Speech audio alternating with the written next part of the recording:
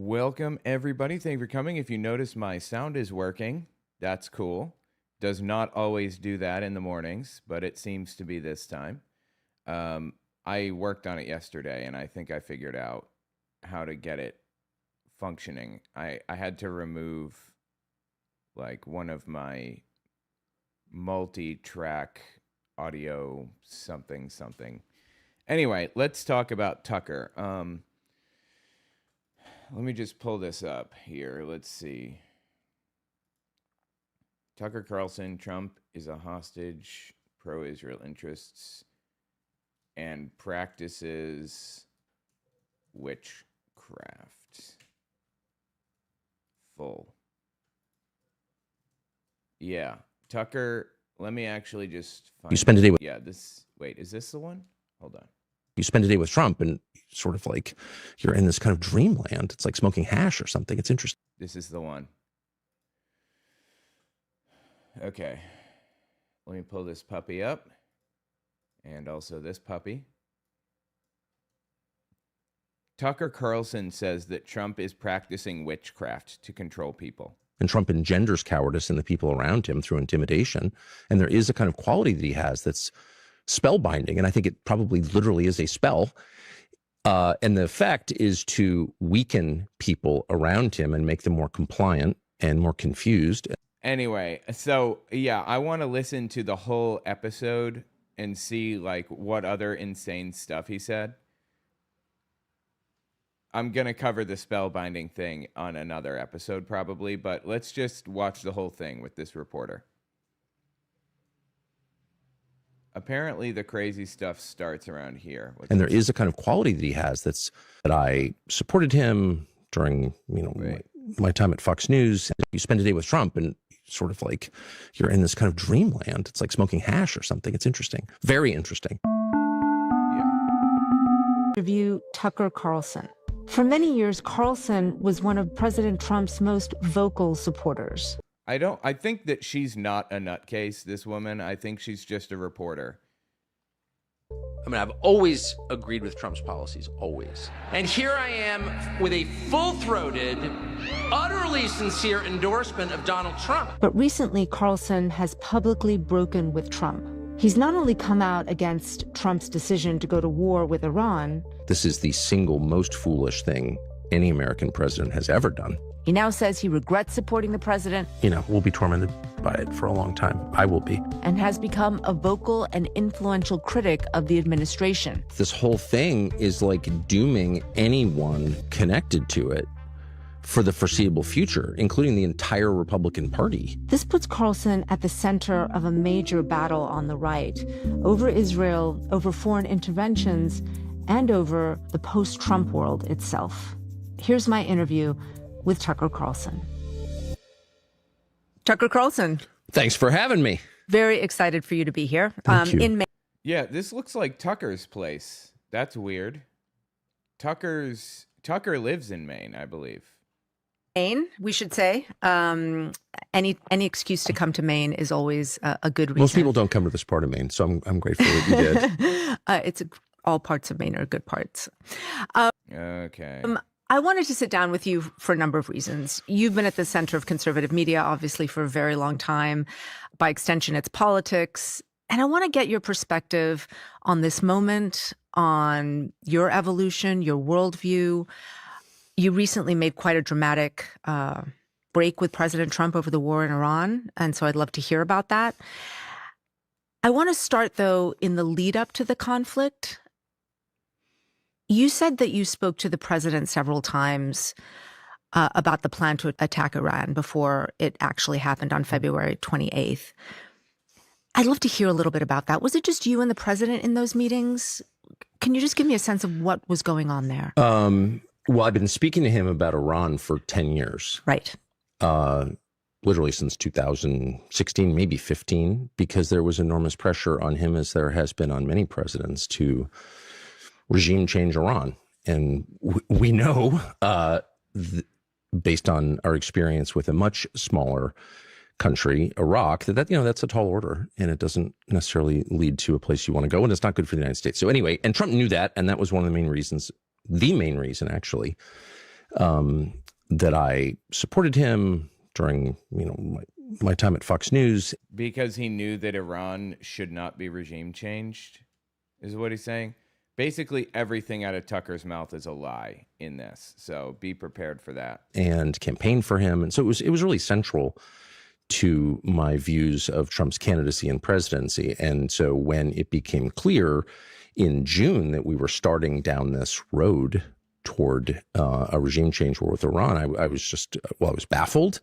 I was very upset, not because I have allegiance to Iran, but because I thought it would be terrible for the United States, as it has been. Worse even than I imagined. But I could see exactly where this was going, and he was under enormous pressure to do this, once again, as all presidents in my lifetime have been. So we talked a lot in June. He embarked on this effort to take out Iran's nuclear program, which was really just the opening salvo in a regime change effort. He knew that. I told him that. Charlie Kirk told him that. We did it. We got out. And then it became clear this winter in January that we were moving toward this thing that we're in now. And I was just absolutely panicked about it. Like he gives a shit about any of this. He's so painfully, transparent. Did he explain to you why he wanted to take the country into war? I mean, I'm just trying to understand the dynamics of that conversation. What was he Well, there were saying? multiple conversations. Right. I flew to Washington 3 times in the month before, 5 weeks, 6 weeks before, and met with him in the Oval Office alone, and people file in and out with the White House Chief of Staff, the Secretary of State, et cetera. Had lunch with him on one of those occasions, and then I spoke to him by phone many times on this topic, and he would begin almost every conversation with, "Do you want Iran to have a nuclear weapon?" To which I said, "Well, I'm sort of opposed to nuclear weapons. I don't want nuclear weapons. I don't want Oh, fucking please. Israel to have a nuclear weapon. I don't want anyone to have a nuclear weapon. It doesn't seem like a good thing." But that's not the question. The question is, what do you do about it? And that was kind of the end of the rationale for doing this. He never seemed enthusiastic about it. Iran doesn't have a nuclear weapon. They're not planning on getting one. They weren't planning on getting one anyway, before Trump did this. The old regime, there was a fatwa on nuclear weapons in the old regime before. Hang on, let me put this game card in.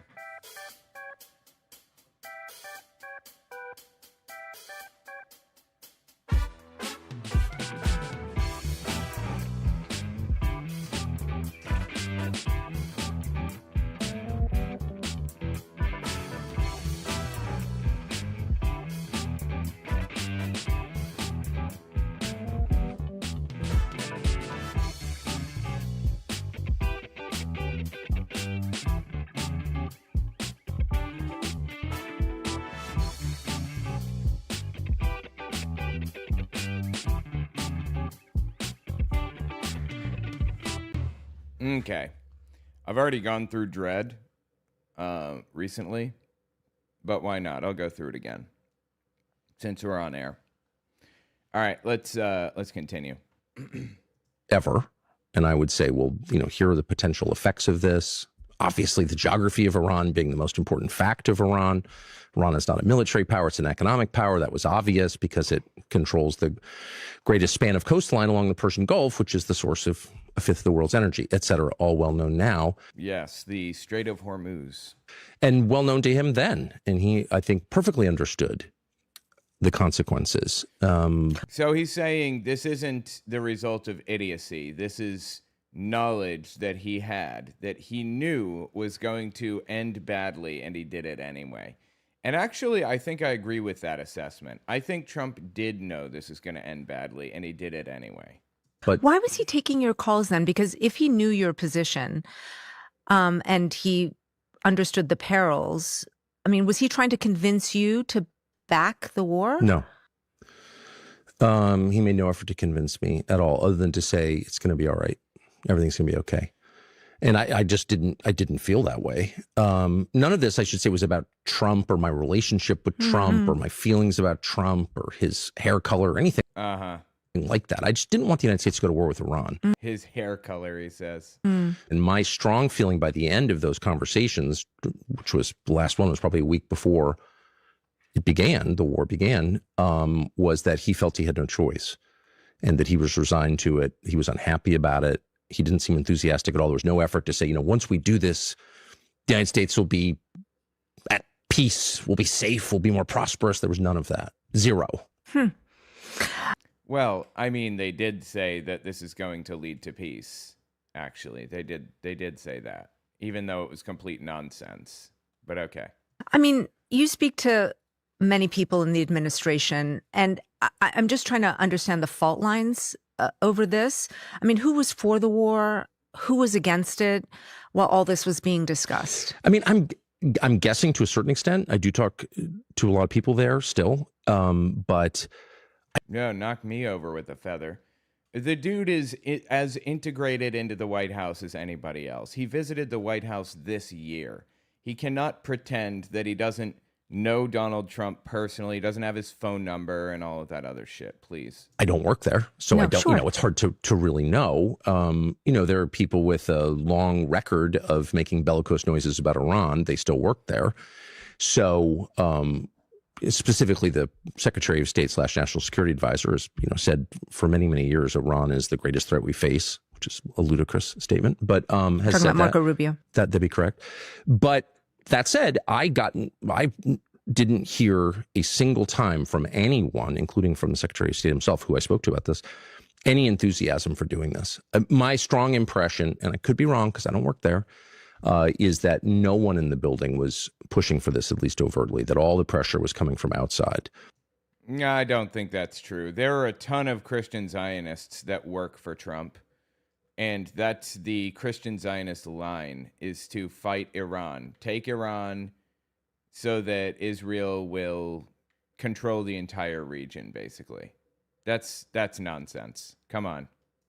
Constant calls from donors and people with influence over the president, well-known Rupert Murdoch, Mary Mandelson, et cetera, et cetera, et cetera. And then a small constellation of, I guess they'd be called influencers, beginning with Mark Levin, but there were others, Sean Hannity, pushing the president to do this and telling him that you will be a figure out of history, you will save and redeem Israel or something. Oh, absolutely, yeah. Like I said, there are a lot of Christian Zionists around who wanted war with Iran. What are they talking about? There are none around in the White House. What? Something. I think that was the case they were making. And I didn't hear of anybody making the case that this would be good for the United States. I don't think that was ever a conversation. I mean, there's been a lot of speculation about the president's mindset during this period. Yes. And part of it is, of course, about what happened after Venezuela and the successful, in their view, operation there. Or in the successful, in their view. That's funny. Removing Maduro from office. And that he felt sort of emboldened by that, the success of that operation, and that he felt that this was going to be similar, that he underestimated the Iranians and what they might do in response to an attack. Yeah, I don't believe that. I think the Venezuela operation allowed him to retreat into a kind of fantasy in which he told himself this is going to be easy. But I don't think he believed that. You don't think he believed it would be easy? Interesting. I mean, I think it still is easy for Trump. Like, what's he sacrificing? Nothing. He doesn't give a fuck how many, service members die. This is easy. And I should say, having spoken to him a lot in this calendar year, I detected no evidence at all of dementia, mental decline. Well, to be honest with you, Joe Biden debated Donald Trump for 2 hours straight. And there was one moment when he could not think of a word. I don't remember what the word was now. Medicaid, Medicare, something like that. Took him like 20 seconds to come up with the word. Otherwise, he was perfectly fine. I didn't detect a hint of dementia in Joe Biden. In my opinion, I think that's the point at which we saw that there was some cognitive slowdown, even a little bit. And that was the moment when everybody was like, okay, he needs to step back and let somebody else take control. And people stopped defending his cognitive abilities, and the Republican narrative ran away with it at that point. And, you know, because there's no one pushing back. And it was easy to accept that Joe Biden was like incapable of forming sentences. But everybody in the United States just watched him do a 2-hour debate with Donald Trump, and he was perfectly fine, except trying to come up with that one word for 20 seconds. I don't think Donald Trump has cognitive decline either. I don't think he has dementia or Alzheimer's or anything. You know why? Because those things come in 3 stages usually.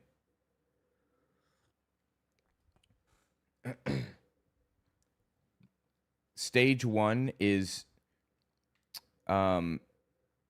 pretty clearly something is not quite right. You're forgetting your keys a lot and things like that. Stage 2 is you are forgetting the names of your friends and family members, and you don't know where you are. And sometimes you just kind of, you know, like wake up somewhere without knowing what's going on. And then finally, stage 3 is literally catatonic. And those 3 stages are about 2 years long each. So when you start seeing the onset of symptoms, from that point to the moment when you are incapable of doing the job anymore, that's a total of 4 years, give or take. And, you know, Trump's been in office on or off for 8 years, 9, 10 years now. Is it 10? I think it is. The dude does not have dementia. He just doesn't.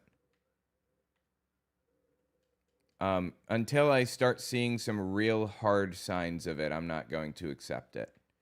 And I think before that happens, they're going to keep him behind closed doors. Instead of seeing the signs, we're probably just not going to see him at all. But anyway.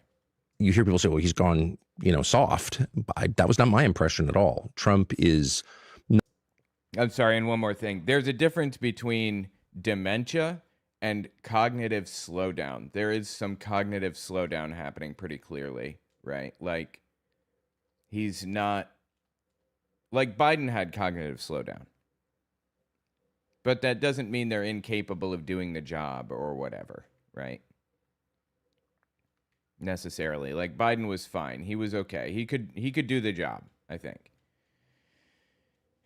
Anyway, I don't think Trump can do the job for other reasons other than cognitive slowdown, is my point. I detected no evidence at all of dementia, mental decline. You hear people... Yeah, that's ridiculous. Not seeing any mental decline at all. Come on. So he's gone, you know, soft.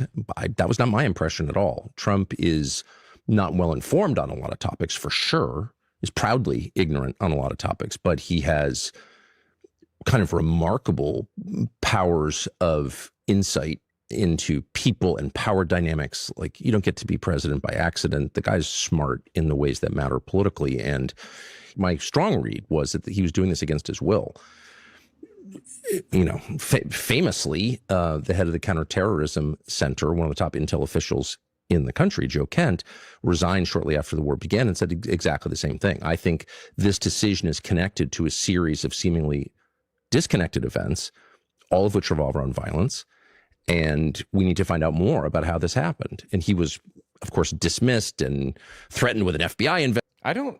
Okay, he wasn't dismissed. He left of his own accord. I mean, even in the simplest chain of events, Tucker is twisting things around and making things up completely. This is propaganda, dude, and it's vile. This really bothers me a lot when people propagandize so completely and obviously, you know?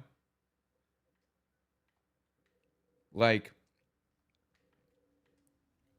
I study World War II extensively, and I see propaganda from people all the time. This is definitely propaganda. Investigation, and no one kind of followed up on that. And again, I don't know the answer, But this was not a normal decision-making process. And my strong impression was that Trump was more a hostage than a sovereign decision maker in the Fucking please. So why didn't he use his spell casting ability on Netanyahu then? I'm wondering.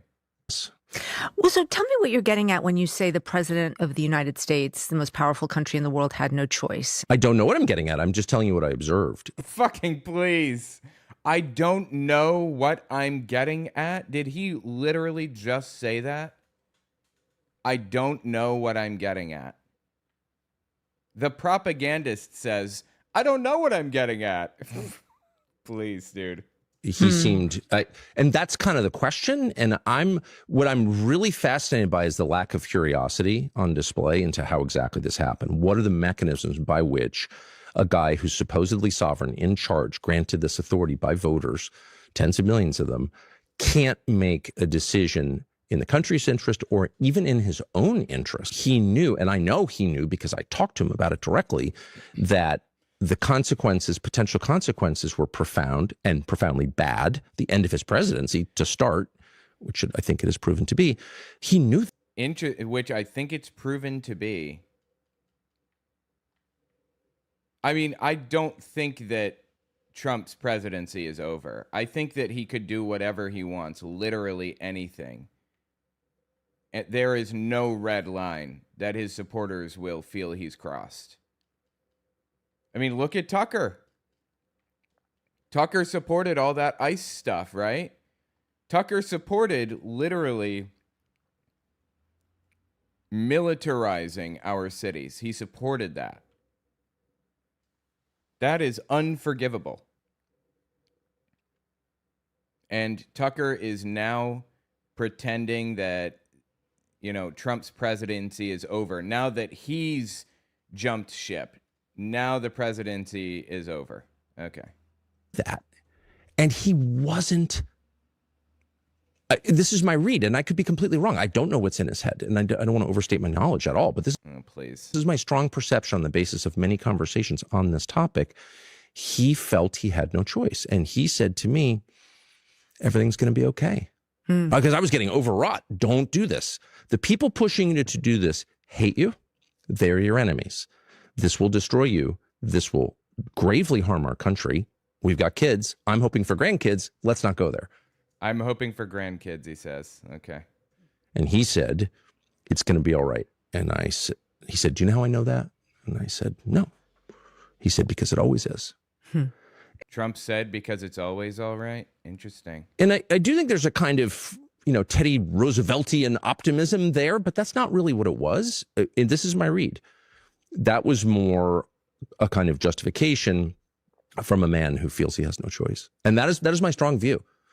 And not just my strong view, the view of others who were around him and involved in this deliberation, to the extent it was a deliberation, which is not much. Who are the other people around him who had that view? I can't speak for the views of others, but Oh, come on. Just tell us, Tucker. I will just say once again that I never saw, nor did I hear about anybody who works for the Trump administration, anybody who was enthusiastically pushing this war on Trump, going in and being like, I'm sorry, what? I mean, what about Stephen Miller? Could we say that Stephen Miller was pushing it enthusiastically? What about Huckabee? Mike Huckabee? What? You want to be you want to make this country great again? We need a regime change effort in Iran. Yes, Mike Huckabee was saying that. He's the ambassador to Israel. That's just one person. There are many, many people around Trump that were saying that. You're so full of shit. He's trying to make it out as though Netanyahu is the source of problems in the United States. Because, of course, well, never mind. I'll leave it at that. It's absurd. And instead, there were a lot of cowardly people, as there always are, and Trump engenders cowardice in the people around him through intimidation. Absolutely. And there is a kind of quality that he has that's spellbinding, and I think it here you go. Probably literally is a spell. And the effect is to weaken people around him and make them more compliant and more confused. And I've experienced this myself. You spend a day with Trump and sort of like you're in this kind of dreamland. It's like smoking hash or something. He is absolutely full of shit, dude. Can you believe he's literally saying Donald Trump is casting spells on people? Literally. It's interesting, very interesting. And there may be a supernatural component to it. I'm not a theologian, but it's real. And anyone who's fucking please, there's a supernatural component to Trump's spell casting. Just what a fucking idiot, dude. Do you know that the Führer cult existed too? Like Hitler had a cult of personality behind him. A lot of people don't realize that. If you want to read more about it, you can read about it in the book The Hitler Myth by Ian Kershaw. Top tier book, but it's very what's the word? It's very academically heavy, I guess you could say. It's not really it's an academic work, and it can be hard to get through for some people. But anyway, it's really good. It's a really good book if you can manage to give it a read. I think he wrote it in like 1986 or something. But yeah, the Führer cult. It was real. This is a standard thing that happens with dictatorships. A cult of personality forms around them. Mussolini had a cult of personality as well. You know, this machismo obsession. Been around him can tell you it's real. But whatever the cause, no one around him was weighing in strongly, as far as I know, on either side, for or against. But people from the outside were strongly weighing in, calling him constantly. I'm going to give an alternative view on what may have happened. Yes. Which is... And you may be right, by the way, because I don't want to overstate what I know. Sure. I just want to due diligence. We've seen the president in his second term be much more interested in foreign policy, as many presidents are, much more open to taking action, not only in Venezuela, talking about Cuba, wanting the Nobel Peace Prize, weighing into situations in which he wasn't terribly interested in his first term. For sure. And so... That's real. Could that not be part of this? It's a huge part of it. And there's no question about that. And all presidents decide at some point that they're not interested in running the United States because it's hard. And how do you fix Baltimore and Gary, Indiana? Wait. Trump isn't interested in running the United States now? That's an additional step that I didn't expect him to take. Okay. And what do you do about homelessness in Los Angeles? Like, these are hard questions. We can't even make Head Start work. Despite, Oh, there's a ton of shit that we could do about all of this stuff. We just have to actually commit the money and the intent to it. And one of the big problems with dictatorships is that they're reactive. Ian Kershaw, the Hitler Myth guy, he also wrote a framework, I think in 1993, called Working Toward the Führer. And the framework basically says that dictatorships are reactionary. They move from crisis to crisis. They're just trying to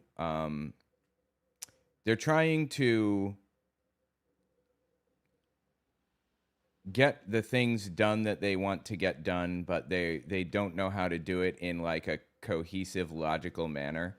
Because at the end of the day, the people who are picked as the dictators 90% of the time are incompetent idiots. Hitler hated to read. He wouldn't read his documents that people provided for him. And funny enough, neither would Trump. So anyway, there are people who would work toward Hitler's ideological goals. They would see his goals, they would see his ideological signals, and they would work toward them. The competent people at various, phases or various levels in the administration or whatever. One example is a guy named Wilhelm Kuba on January 10th, 1932, wrote an article in the Völkische Beobachter, which is like the party newspaper or whatever, the Nazi newspaper. And he instructed people to take over their churches. Basically get the Nazis to vote in church elections. church elections were super, super low turnout. They weren't special. They weren't focused on or whatever. In fact, they were so under-regulated, because who gives a fuck about church elections, that women and girls could vote in them, even. Women and girls. So anyway, Cuba instructs people to vote in church elections. And why can't I get this? There should be a thing here that I can get in this game. Anyway. So Hitler comes in and sees this unfolding and takes advantage of the situation that was set up for him by Wilhelm Cuba. But when he lost interest in it within a year or two, it was over. Like, he stopped paying attention. They lost state influence or power or whatever, and they were on their own. He tried to take over the church governance structure, and he kind of failed for the most part. But whether he failed or succeeded, he stopped paying attention, and that's when they lost power anyway. So the point is, the working toward the Führer framework applies here too. People work toward what Donald Trump wants. They look at ideological signals, they work toward it, and Trump moves from crisis to crisis. By the way, I wrote a book on Christian nationalism in the Third Reich, and it's coming out soon. It's called God's People, if you want to read it. God's People, Christian Nationalism in the Third Reich. Keep a lookout, Amazon and Audible. Many billions and a lot of sort of well-meaning people working, spending their lives on it, can't make it work. So these are hard problems, and I think it's universal. It's a universal experience among American presidents, but also among U.S. senators, to decide, like, I'd rather run the world because the details are opaque. I don't speak these languages. You know, I can seem, well, first of all, it's a display of male power. Send the bombs in, kill the bad people. But moreover, you get to feel like I did something, and that's important. And I get it. And this is, again, as you wisely note, a process that all presidents tend to go through. As you wisely note. And so Venezuela, Cuba, I object to both of those efforts very strongly, but neither one, in my view, risks the future of the United States in the way that the Iran war now does. And so it's a big deal. But because it is, by the way, a contiguous neighbor of Iraq, and because Trump spent years talking about what a terrible idea the Iraq invasion was, in fact, defined his candidacy in 2016 on that point. It's true. He did. Absolutely. It's hard for me to believe that he just sort of organically reached this place at the end of February. He's like, oh, I think it's a good idea. He did not think. I don't think Trump has any beliefs is the problem. I don't think the dude has any, like, opinions of his own. He's just in it for whatever power he can get. That's the bottom line. If he can get power by, you know, going to Iran and, well, let me rephrase. If he can get power by sending our servicemen and women, or service guys, gals, and non-binary pals, to die over there on his behalf, then he, of course he will. Why the fuck wouldn't he? He is all in. In fact, I think he would rather get people killed in his name, because that, you know, the more people dead in his name, the more famous he's going to be as the person who got the most people killed. I honestly think that he is completely ready for everybody to die. He doesn't give a fuck.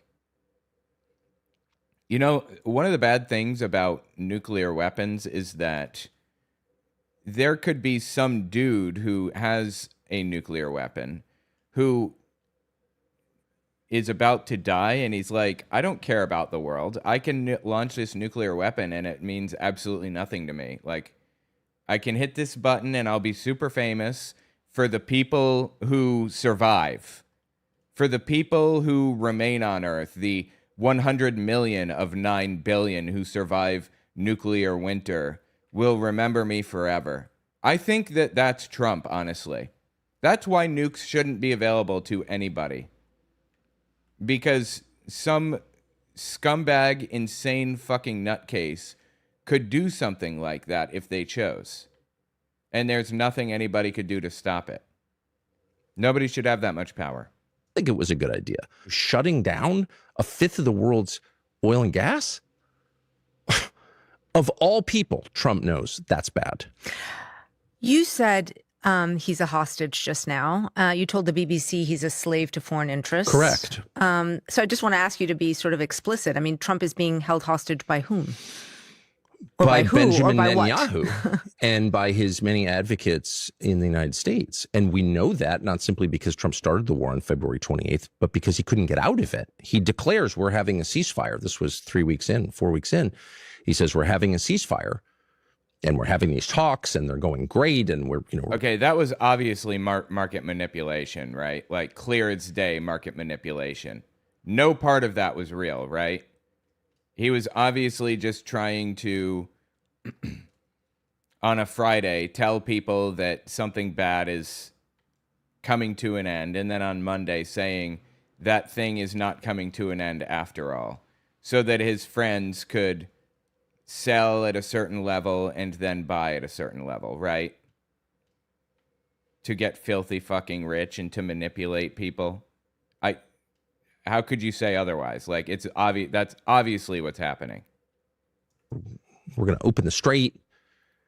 And Iran says, yeah, one of our conditions is Israel's got to pull back from southern Lebanon. You can't use the Iran war as a pretext for stealing more land from a sovereign country. That's not your country. Like, no. And it's not just Iran who felt that way. I think the rest of the world's like, what are you doing? I thought we were, fighting the great existential threat, Iran, and now you're taking the opportunity to take Lebanon shore of the Litani River and bombing downtown Beirut. Like, what is this? Anyway, this was all very well known. And within hours of Trump announcing this, Israel publicly, in a way that was designed to get the attention of everyone, including the Iranians, starts killing civilians in Lebanon. Now, what was the point of that? Not to secure the Israeli homeland. The point of that was to end any talk of a negotiated settlement, to keep this going until Iran was destroyed and chaotic, which is the Israeli goal. I'm not attacking Israel by saying that. Their goals are different from ours. They're a different country. Yeah, they would argue, of course, that what they are doing is neutralizing the threat that has been persistent in Lebanon through Hezbollah. Oh, okay. But, I mean, I'm sorry, one more time? Yeah, they would argue, of course, that what they are doing is neutralizing the threat that has been persistent in Lebanon through Hezbollah. Oh, okay. But, I mean, they invaded Lebanon in 1982. Okay. So that was 44 years ago. They've had a lot of experience in Lebanon. A lot. They've had a lot of time to fix Lebanon. They killed Nasrallah. They blew up Hezbollah with explosive pagers. Like, they've done a lot since October 7th in Lebanon. They chose that moment to derail the negotiations. And they've done this repeatedly. And so I completely agree with Tucker here, actually. He's very, I'm sorry. Israel is very clearly like setting out to try to cause problems. They're trying to cause problems for Lebanon just for the sake of causing problems, right? Obviously. So my perspective as an American is, look, we're the United States. We're a country of 350 million people. You are wholly dependent on us. You're a country of 9 million people with no natural resources. I'm not against you, but like, we're not co-equals here. But the point I'm making is Trump could not restrain Netanyahu. Netanyahu is the one person Trump could not say, hey, settle down, or we'll just defund you and your country will collapse in about 10 minutes, which is true. I don't know that the country would collapse in 10 minutes. Like, we are giving them funding, but they're also getting funding from other places, other people. And they do have a strong market. I think instead of defunding, if we boycotted them, it would go a long way. If the whole world boycotted them, or like put sanctions on them, embargo, whatever, that would go a long way for sure. Israel can't defend itself without the United States, despite whatever propaganda you may have heard. I don't know about that. I mean, we give them a lot of arms, but they could certainly buy arms elsewhere. So again, it's not an attack on Israel. It's an attack on American leadership for not constraining its partner in a way that helps the United States. Trump said, I want a negotiated settlement. Israel stopped the settlement. Trump refused to even criticize Netanyahu in public. Are you joking? That's slavery. That is total control of one man by another. And it's, that's between Trump and Bibi. Okay, no, that's absurd for you to have said that. That's slavery. Total control of one man by another. It's disgusting and vile that you would even compare Netanyahu and Trump's relationship to slavery. Seriously, what's wrong with you? Being God, as far as I'm concerned, but as an American, that's our president, our elected president. Proud to be an American. Whose job is to protect our country and our interests and our economy. And he is looking out for Israel first. That's outrageous. And no amount of oh, you're an anti-Semite, which I'm not. And I'm not. He absolutely is. Again, I don't like Tucker, and I don't like Israel either. I don't like either of them. But Tucker's 100% an anti-Semite.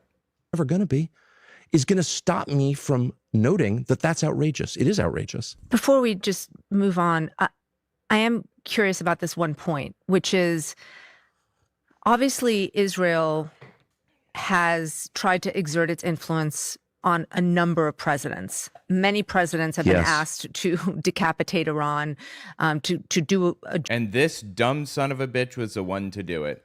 Good fucking job. Joint military operation in the Middle East. Wait, Ted Turner died? Ted Turner died.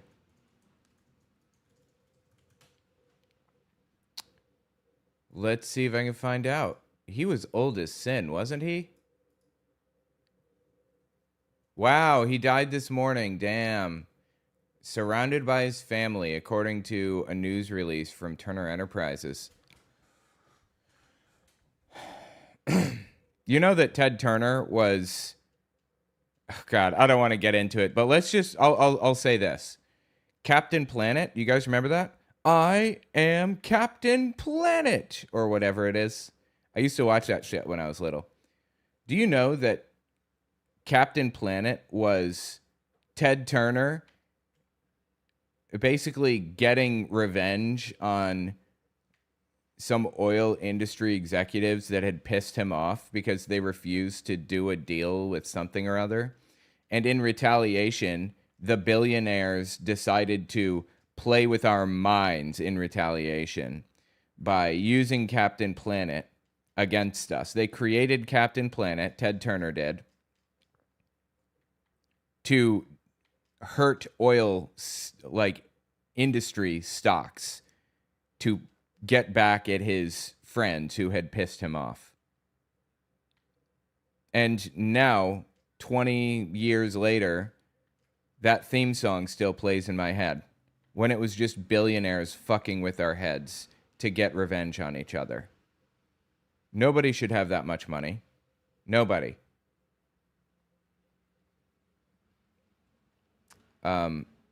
So fuck Ted Turner. That guy was a piece of shit. I'm sorry. I don't like speaking ill of the dead, but he can go fuck himself. Which this is the first time really that this has happened, where the United States and Israel are doing a joint military operation against a Muslim country. And I'm just wondering why you think other presidents didn't have that influence, because they obviously were subjected to the same pressures, the same donors, the same Bibi Netanyahu who's been there since the 90s. I mean, what do you think has materially changed that made Trump more susceptible to that influence? I mean, that's kind of the question that I would like answered. And I don't know the answer, as noted. But, one argument could be, well, Trump is just uniquely weak. Okay. But that was not my perception. I think Trump obviously has weaknesses. And a lot of his posturing is compensatory. of course. I'm not interested in psychoanalyzing Trump, but that's just clear. But what was it about this moment that allowed a foreign leader to have this level of influence over an American leader? And I don't know the answer, but again, I think it's worth finding out. I would also note that, and this is not a defense of Trump, hardly, this is the single most foolish thing any American president has ever done, in my opinion. I say that with sadness. But many American presidents have put Israel's interests before our own. I would say the Iraq War was a very obvious example of that. Okay, here you go. So Turner, I was just looking this up.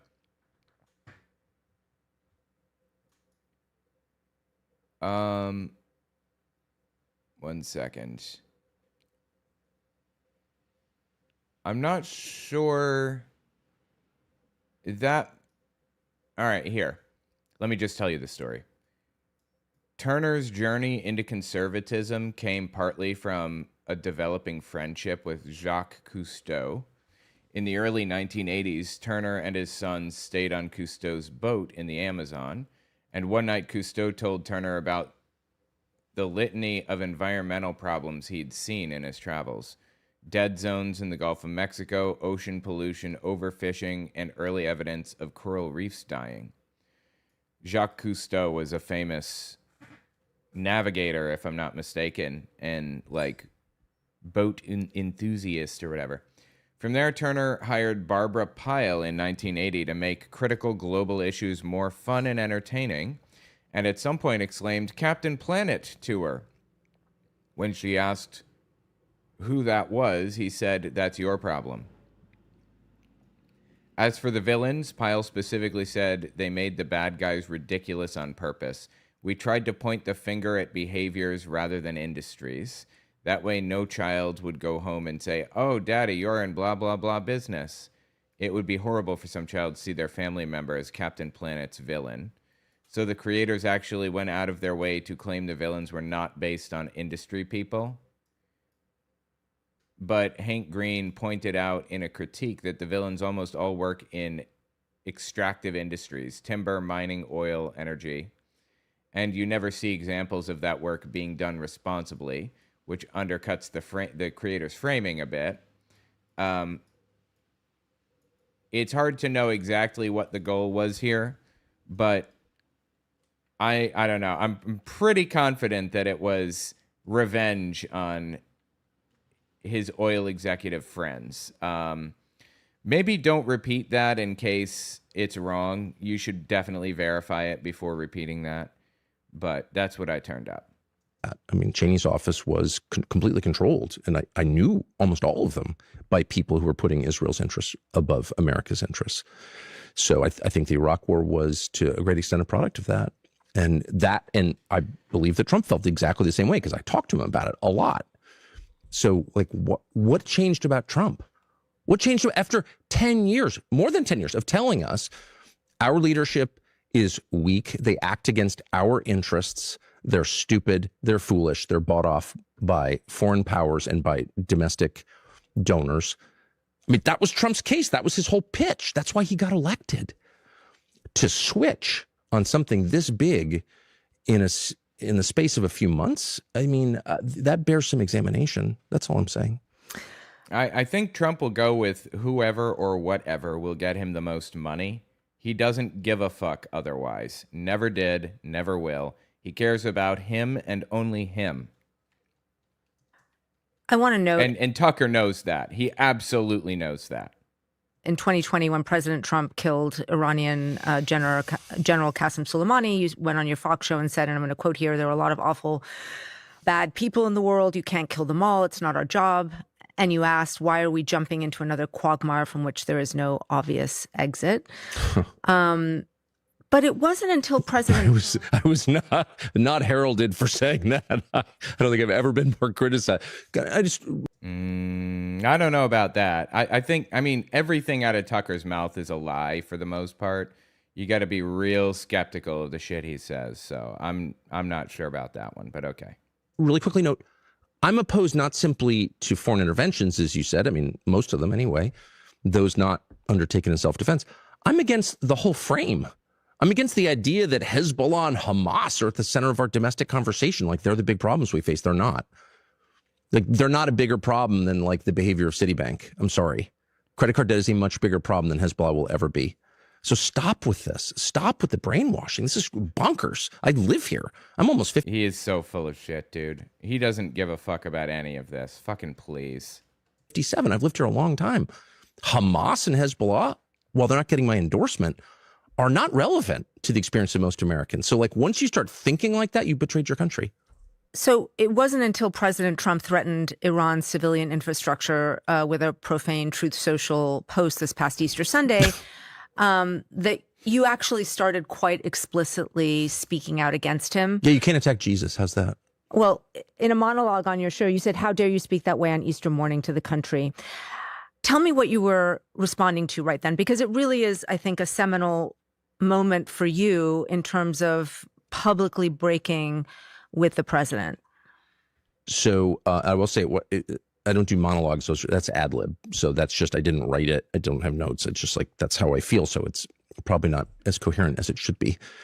But that was I don't write monologues or scripts. I'm not convinced. really just an emotional reaction to the experience of waking up on Easter Sunday, the holiest day on the Christian calendar, and a day I'm not even convinced Tucker is a Christian, honestly.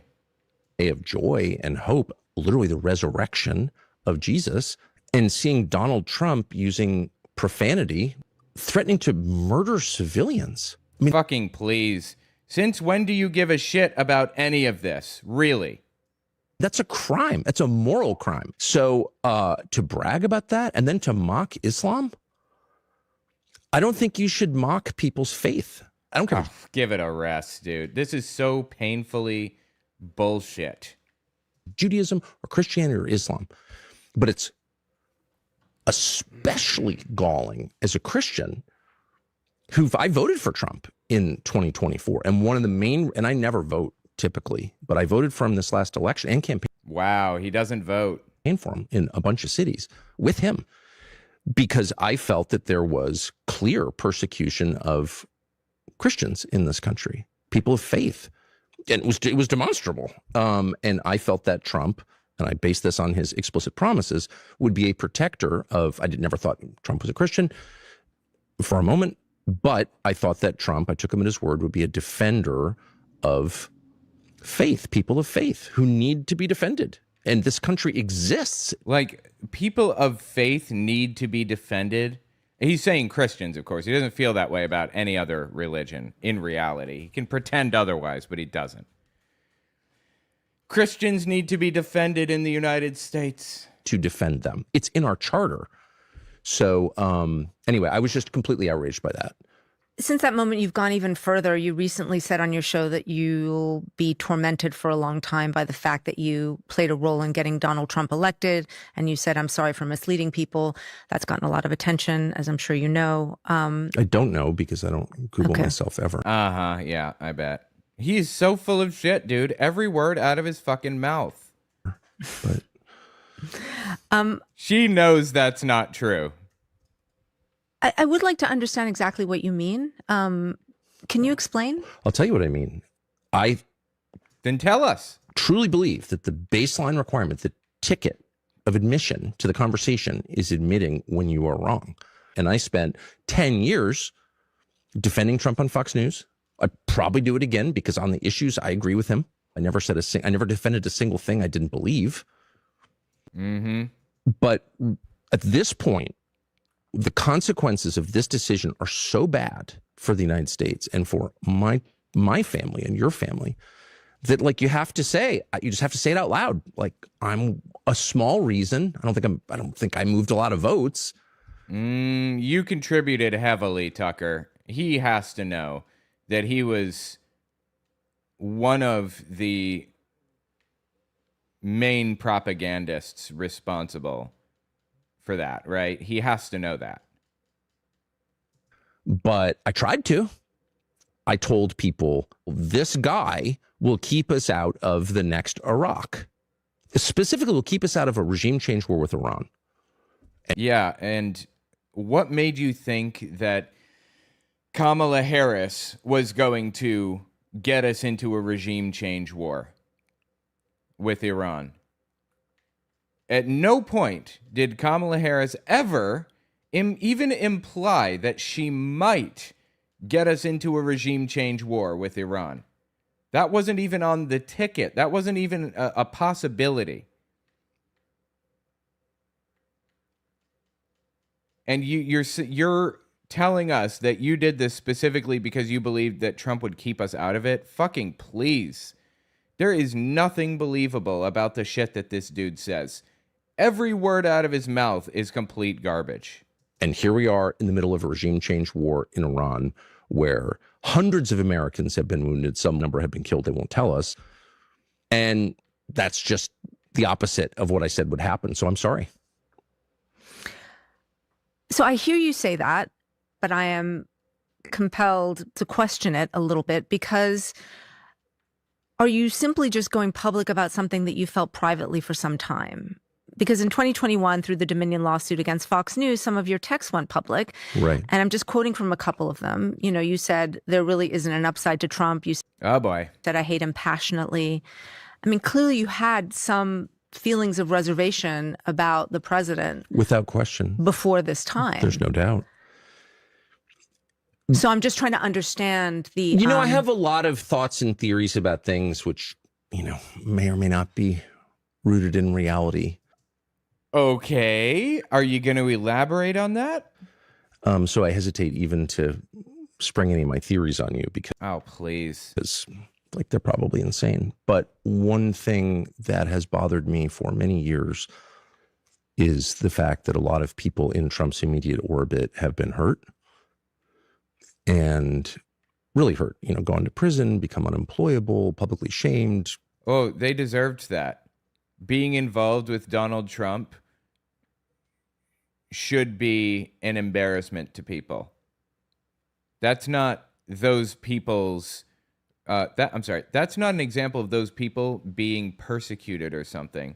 They 100% deserve to be criticized for assisting Donald Trump in that shit. Gotten cancer.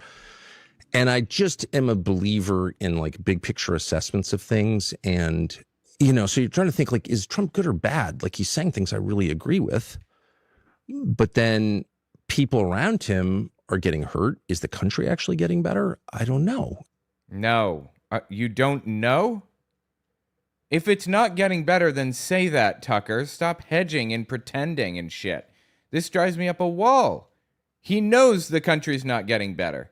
But you know what? The policies that Trump stands for, quote unquote, as far as he stands for any policies, Project 2025 predominantly, those are hurting the American people terribly. It's hard to know because to some extent you're like, your vision is obscured by the intensity of some of these debates. No, it's not hard to know. Donald Trump is destroying the United States. It's clear as day. Mine has been, is easily obscured by that intensity. But did I have reservations about Trump? Of course. And, you know, to some extent, I sublimated them or rationalized them away or focused on areas where I agreed with him. All my fault. But I told myself, and I, to some extent, still believe, like, it's the big decisions that matter. And I knew, because I know the Democratic leadership really well, that they're completely under the control of the same forces, and that we would get a regime change war inevitably in Iran if they were elected. And so I told myself, Trump is the way to avoid the really bad thing. Come back to this moment for you. Which is, there's the political case against Trump that you make. But I do want to ask you about the moral case that you've been making as well. And that's a word that you've used. You know, in that monologue responding to Trump's Easter post, you said that Trump's comments were evil. And I just want to understand that a little bit better. Do you think only his comments are evil, or does the evil extend to Trump himself? Is he evil? I just want to be really clear that there's a lot of evil in me and in every person. So I just don't want to, and I've certainly experienced it in myself, and I've seen it in all people. You know, we're all capable of evil. So I want to pull back on the judgment and I'm be very precise about what I was saying, which is you cannot mock other people's gods Fucking and put yourself in their place. please give it a fucking rest, dude. Really. Period. That is a deal killer for me. That's worse than the war with Iran, in my opinion. Yeah. But And I ask because, you've been talking on your show about whether Trump is the Antichrist. I have not said that. Oh, yes, he has. Yes, he has. He said it explicitly. Oh boy. I remember that. This is an example of Tucker flat out fucking lying in this interview. I remember watching. Okay, I gotta grab this clip. I have not said that, he says. Hang on. It's about what I was saying, which is you cannot mock. Okay. It's about what I was saying, which is Here, right here. I'm gonna grab this puppy right here. Let's see. you A little bit in. you cannot There we are. And now. mock other people's gods and put yourself in their place. Period. That is a deal killer for me. That's worse than the war with Iran, in my opinion. Yeah. But I ask because, you've been talking on your show about whether Trump is the Antichrist. I have not said that. On your show, the day after Easter, you noted he did not put his hand on the Bible during his swearing-in Correct. ceremony as president. You said, and I'm quoting, maybe he didn't put his hand on the Bible because he affirmatively rejects what's inside that book. And then on a recent show, you went further saying, here's a leader who's mocking the gods of his ancestors, mocking the God of gods, and exalting himself above them. Could this be the Antichrist? I actually did not say could this be the Antichrist. Here's Oh, I love it, dude. Then commercial break. He's trying to break it up. You seeing this shit? Oh, no, that's not a commercial break. They're actually, someone spliced it in. Oh, that's awesome. Okay, let me just. no, I'm not speculating about that. I know that people are speculating about that, but I would say it's enough to acknowledge that Trump, like many leaders through history, is putting himself above God. But even on a more terrestrial level, like to send out a picture of yourself as Jesus has got to be a red line for Christians. How could it not be? It has to be. Dude, this is awesome. And I wish that Christians would speak up when he attacks Allah. We're going to go back and listen to it at full speed. This is double speed. I'm just trying to grab the clip. Hang on. He mocks the faith of Muslims. Just to be clear, though, that was not what you were suggesting. If I thought Trump was the Antichrist, I would just say so. If I understood what the Antichrist is, I would say so. And I don't really. I mean, I guess literally it's... Because you've been discussing it repeatedly on your show, so I'm just trying to understand why. What I've tried to... What do you want your audience to sort of I want my audience considering? to see what's happening now in terms beyond just material. Obviously, the commodity flow through the straight from is essential to the global economy. Got it. But I also think there is a world beyond our senses. Every culture and civilization has understood that from the beginning of time, and we're in this weird anomaly. Okay, he's turning it into a Christian preach session now. I'm going to grab this. Tucker pretends he didn't say Trump was the Antichrist, but he did. And then I'm going to export. Marker. Export. Start. There we go. I'm just looking here. Hang on. Out of curiosity, I went through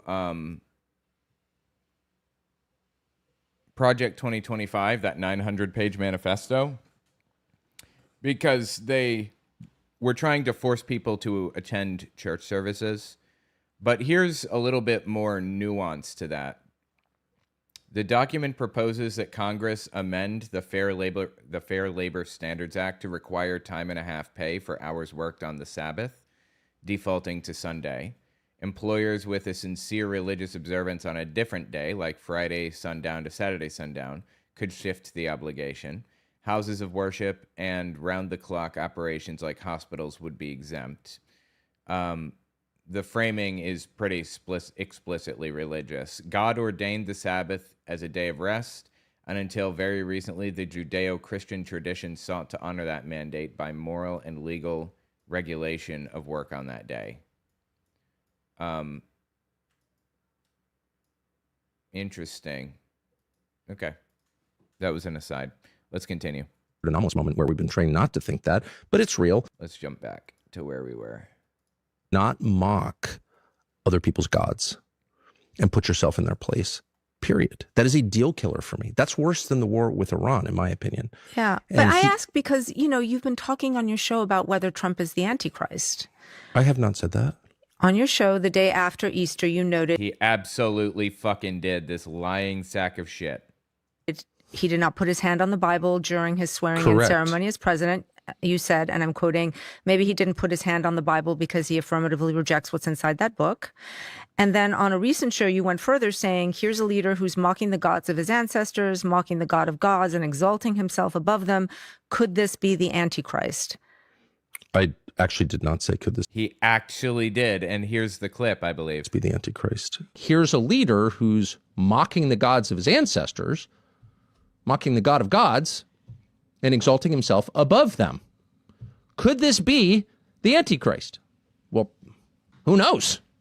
Well, who knows? That's how he does his propaganda. He says, many people are saying, or other people think, or is this the case? I don't know. But it's very obvious what he's doing, right? Painfully fucking obvious. And it's like insulting that he would pretend that that's not what he's doing when everybody knows that that is exactly what he is doing. I don't know where that comes from, but I know that those words never left my lips because I'm not sure I fully understand what the Antichrist is. If there's just one, I actually tried to understand it. I may have said some are asking that. I'm not weighing in on that because I don't understand it. Uh-huh. Just to be totally No, in clear. Revelations, obviously, the Antichrist. So let me tell you what he's going to do next. Now he's going to try to switch the subject to something different. He's going to try to redirect to something that he's more comfortable talking about. The Iran war or something, anything but this. Watch what happens here. Christ is named in different Yeah, and not just Revelation, but throughout the Yeah. New Testament, there are references and in the prophets as well. So No, there aren't, actually. The Antichrist was not a single character, but a concept. People who were anti-Jesus were anti-Christs. It wasn't like an individual that would come along. That's a bastardization of the actual text and reading into it things that aren't there. But okay, whatever. But no, I'm not speculating about that. I know that people are speculating about that, but I would say it's enough to acknowledge that Trump, like many leaders through history, is putting himself above God. But even 100%, absolutely, yes. on a more terrestrial level, like to send out a picture of yourself as Jesus has got to be a red line for Christians. How could it not be? It has to be. And I wish that Christians would speak up when he attacks Allah, when he mocks the faith of Muslims. Just so to be clear, though, that was not what you were suggesting. If I thought Trump was the Antichrist, I would just say so. If I understood what Oh, totally, yeah. Because you're known for just speaking your mind. Not for propaganda, but for speaking your mind. Yeah, absolutely. the Antichrist is, I would say so. And I don't really. I mean, I guess literally it's... Because you've been discussing it repeatedly on your show, so I'm just trying to understand why. What I've tried to what do you want your audience to sort of I want my be audience considering? to see what's happening now. You're just reporting the news, plain and simple. No spin, no nothing, fair and balanced, right, Tucker? Is that what it is? In terms beyond just material. Obviously, the commodity flow through the Strait of Hormuz is, essential to the global economy. Got it. But I also think there is a world beyond our senses. Oh boy, now he's going to go into a Christian preach session. That's what that's the plan. That's how he diverts attention away from him flat out fucking lying to our faces. Now he starts talking about how much he loves Jesus. Every culture and civilization has understood that from the beginning of time, and we're in this weird anomalous moment where we've been trained not to think that, but it's real.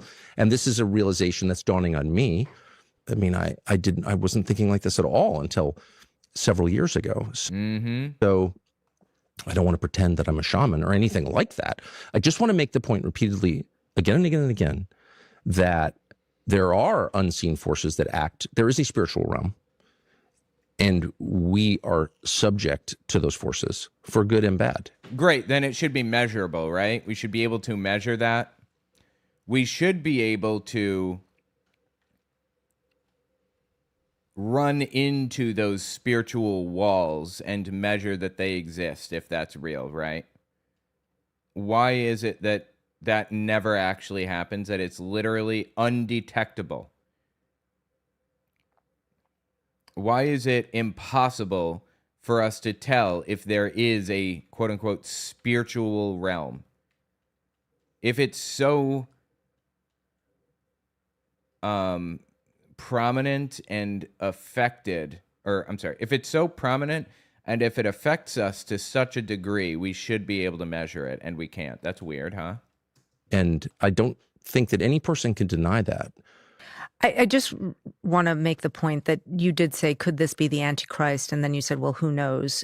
You did use those words. So, man, then my apologies to you if there's video of me saying that. I get fucking please. She's not even the problem here. We're just trying to nail you down here and point out that you are very clearly trying to tell Magapotamians or Magadonians or whatever that Trump is the Antichrist. guess what I'm expressing to you is it doesn't.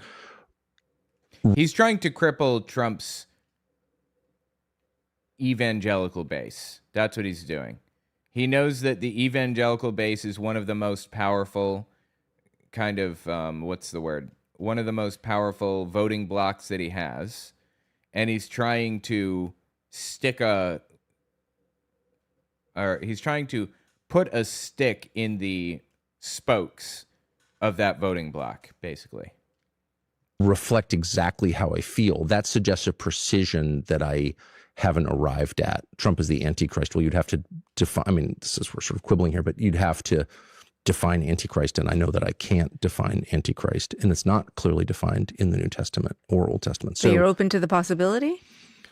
I think what we're seeing is evil. Like, are you allowed to kill people who've committed no crime? No. Super simple. You're not allowed to do that. Under no moral standard is that allowable. All of a sudden it's allowable. It's allowable in Gaza, and our leaders are like, yeah, no, it's just totally fine. It's not fine. But it's repugnant to the Christian understanding of the world and the human soul. Every person has a soul. That's the Christian view, and not just the Christian view, it's the Islamic view too. So, and it's my view. Your Easter episode was titled in part A Warning to Christians Everywhere. Yeah. And sort of my interpretation was that you were warning other Christians sort of not to follow a false prophet. Yes, that's exactly what I'm warning. And that false prophet being President Trump in this case. And Netanyahu. There are a lot of evangelical Christians who are convinced that God wants you to support Netanyahu, which I find incomprehensible. Mike Huckabee predominantly, yes. You know, Christian evangelicals in this country have been a hugely important part of President Trump's coalition. Many support Israel because they believe the creation of the state of Israel fulfills biblical prophecy. They're called Christian Zionists. I will note you have said you dislike Christian Zionists more than anybody. You've said they have a brain virus. You have apologized for those comments repeatedly. Yeah, I shouldn't have said that. Repeatedly. But would you like to see those Christians stop supporting the state of Israel in the way that they do? Of course, immediately. On many different grounds, but it's really simple. Christians can never support the murder of innocents, period. That's just a bright red line. Find the place where Jesus is like, these people are annoying, kill them all. It's not there. So where are you getting this? Now, I'm, once again, hardly a theologian, but I just don't know. And I've asked many Christian Zionist leaders who will speak to me. Now it's just like, they won't talk to me, but I certainly asked Ted Cruz this. I asked Mike Huckabee this. I tried to ask Franklin Graham, but I sincerely want to know where this is coming from. It can't all be from the Book of Esther. Well, I mean, you did have exactly this contentious interview with Ambassador Huckabee. He's the ambassador to Israel, where you talked to him about Christian Zionism for quite some time. And in that interview, you know, it's very interesting. I'm a former Israel-Palestine correspondent. You were pressed. So what is her position, I wonder? And why would Tucker agree to an interview with her in the first place? Because she seems like she's holding his feet to the fire, and that's kind of unusual for Tucker, like to give an interview with somebody who would hold your feet to the fire like that. I don't know. Weird. Pressing him on if the modern state of Israel as a homeland for the Jewish people today has legal or biblical legitimacy. You were sort of questioning him on this idea, and you went round and round on this for quite some time. And I was just wondering what you were trying to get at there.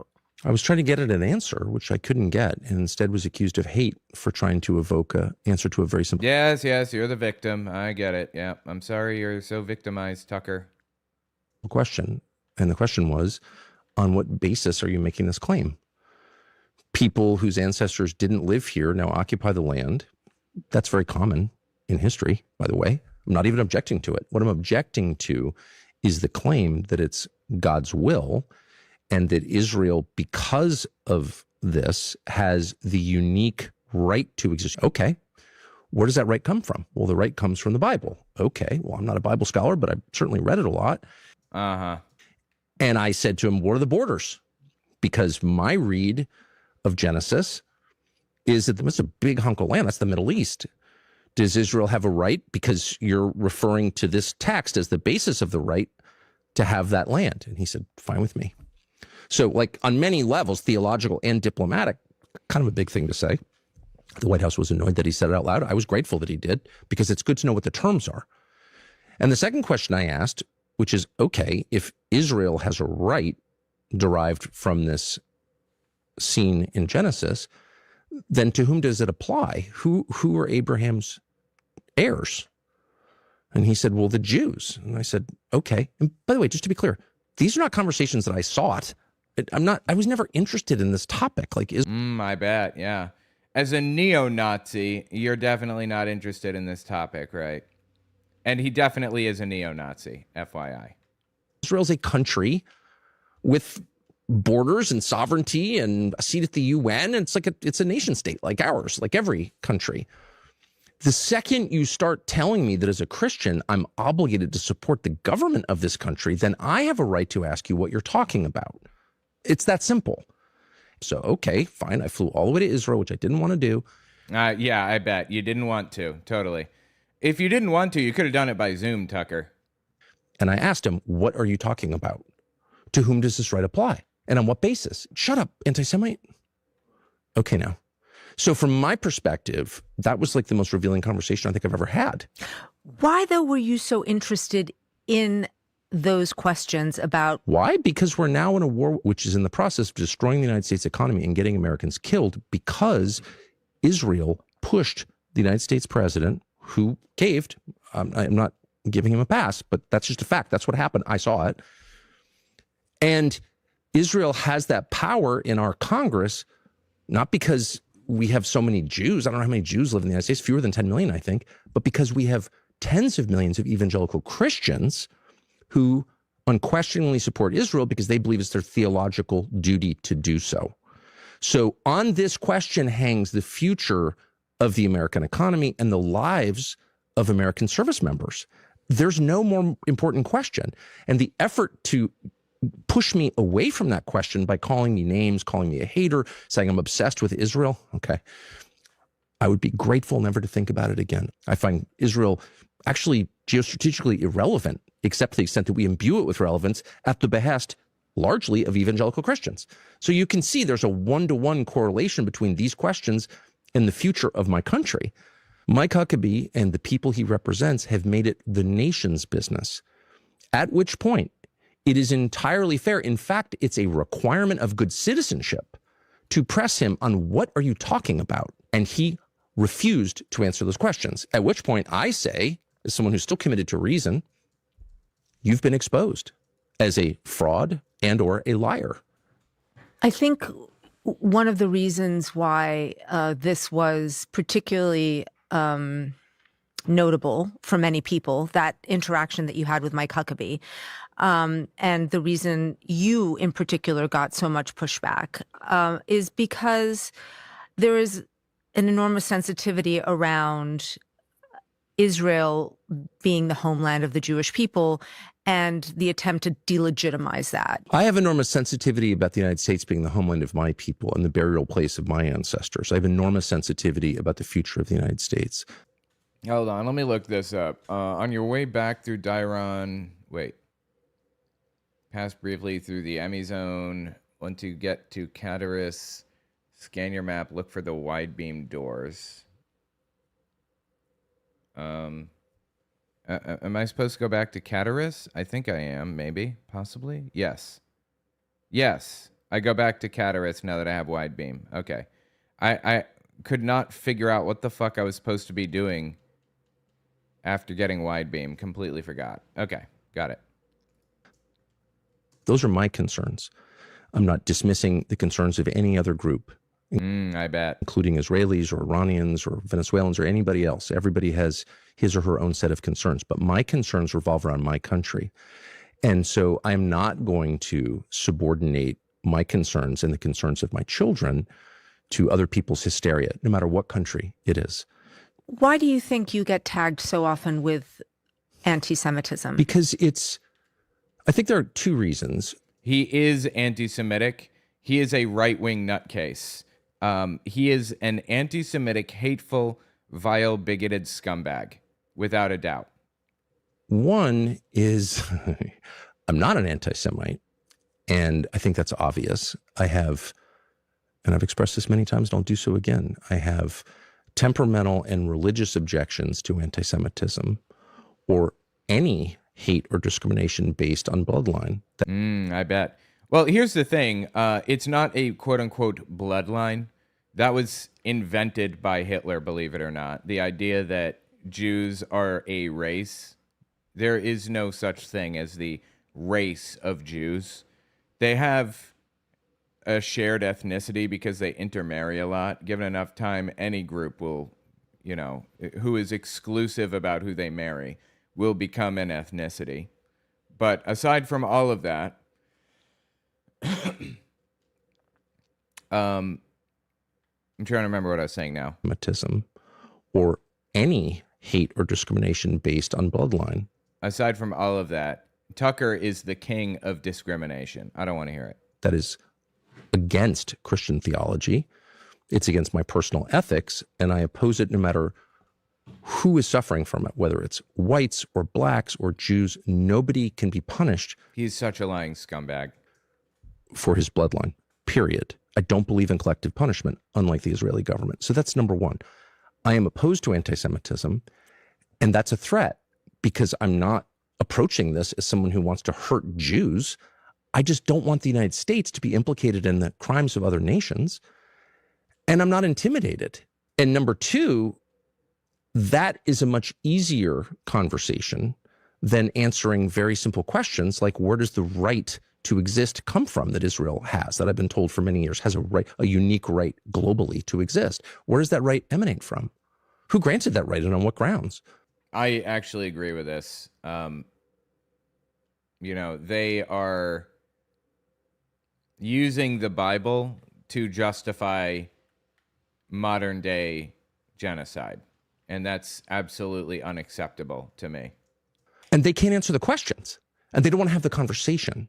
So just to be totally clear, asking questions is not hate. Telling the truth is not hate.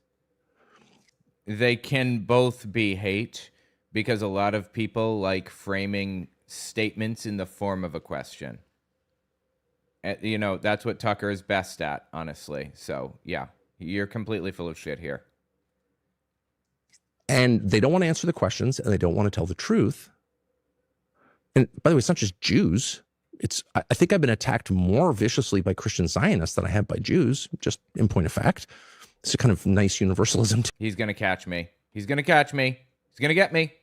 Nope, maybe not. To it. But I'm not intimidated. I don't know why I would be. In fact, I think it's my obligation not to be intimidated. Can asking questions, though, stir up hate? I mean, language is powerful. Well, sure. I mean, you could pose attacks in the form of questions. I've certainly done that a lot. Yeah, no fucking shit. That's the point, Tucker. For sure. But the questions themselves hang in the air, and a legitimate question deserves an answer. The reason I want to press on this a little bit more is that you know that there is an entire anti-Semitic worldview that has been based on the protocols of the Elders of Zion, that there's wow, shout out for the protocols of the Elders of Zion. That's interesting. This cabal of powerful Jews that controls the world. And, that book was written in the early 20th century, but it, helped the Nazis, and it really has informed a lot of the views of many people today, that there is, this very powerful sect of Jewish people who want global war and Okay, if you don't know about the Protocols of the Elders of Zion, it was written in 1902, I believe, and published piecemeal as it was published piecemeal in newspapers in Tsarist Russia. Anti-Semitism was very popular throughout the world, including France. Anti-Semitism was very popular in France. But anyway, leading up to, like, in the 1800s. Anyway, the Protocols of the Elders of Zion, the guy who published the book or something, who compiled the newspaper clippings together, claimed to have found this document on a dead Jewish soldier. This is repetitive, common claims that anti-Semites have made through history. Like, they claim that they found a contract between George Soros and Black Lives Matter protesters back during the Black Lives Matter protests of 2020 or whatever it was. It keeps repeating. The same claims keep repeating. Anyway, they claim to have found this on a dead Jewish soldier, and the document is basically supposed to be the minutes of the meetings of the elders of the Jewish state or whatever that didn't exist at the time, but the Jewish leadership. And it was their plan for world domination. And in their mind, Jewish soldiers used to keep this document in their pockets because, why wouldn't you, right? Anyway, it was all lies. It was fabricated. It was falsified from an 1850s book, a French satire book. And that was proven beyond a shadow of a doubt. It followed this beat for beat. It was fully plagiarized from this book. It's a really long document, actually. It was compiled into a whole book. But in 1923, they proved it was a forgery. And Goebbels, I believe, reprinted it, but said, yes, it's forgery, but it has echoes of the truth to it, or something like that. Anyway, the plan for world domination that they listed was to take over 7 areas of society, namely government, business, military, education, so on and so forth. And hilariously, or disturbingly, I guess, those are the 7 areas of society that Christian nationalists have said that they want to take over. Like, listen to this.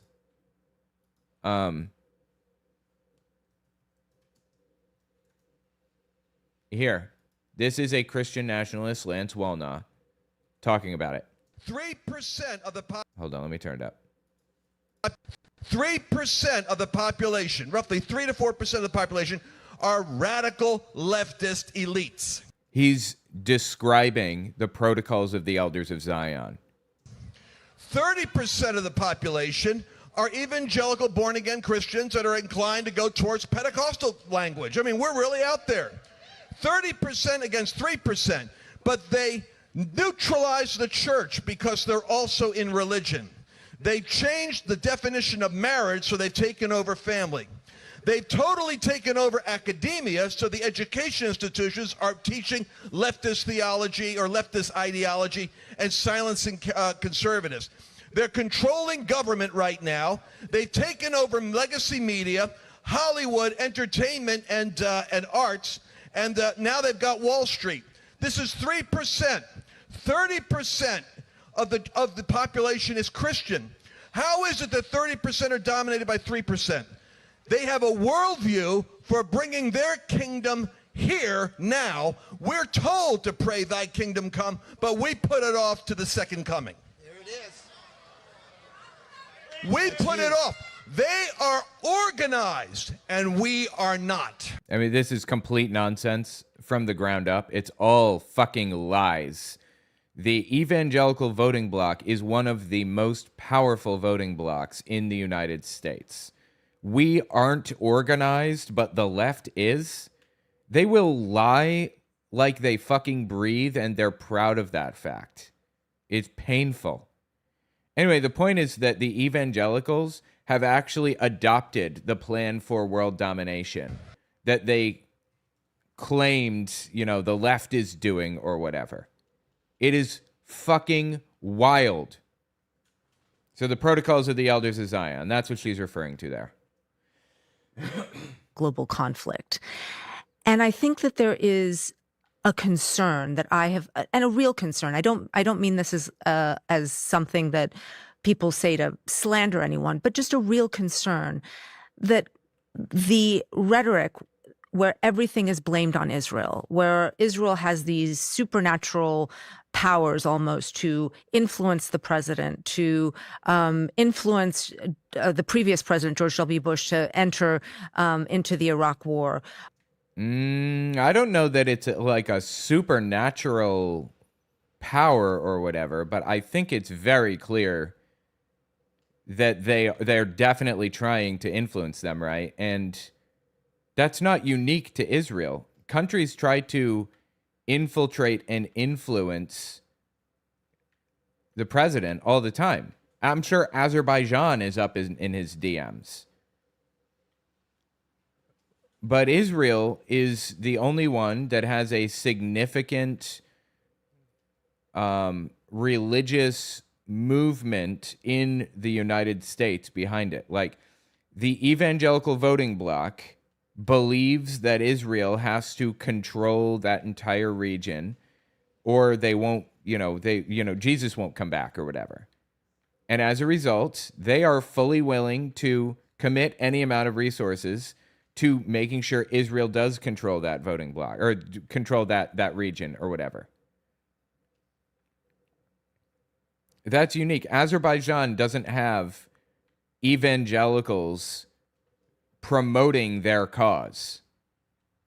If they did, they would be a lot more successful. So this isn't a conspiracy theory. This is just the nature of the evangelical voting bloc, plain and simple. To be involved in assassinations, etc., that it has echoes of that, and that people are genuinely concerned that it opens the door to this idea that has been debunked and has been used in, absolutely vicious ways to annihilate an entire people. I'm not quite sure what that means. Let me tell you my concerns. My main concern is the destruction of the United States. And that is in no way to minimize anyone else's concerns, but I have a right to that concern. And I will not have my own concerns hijacked.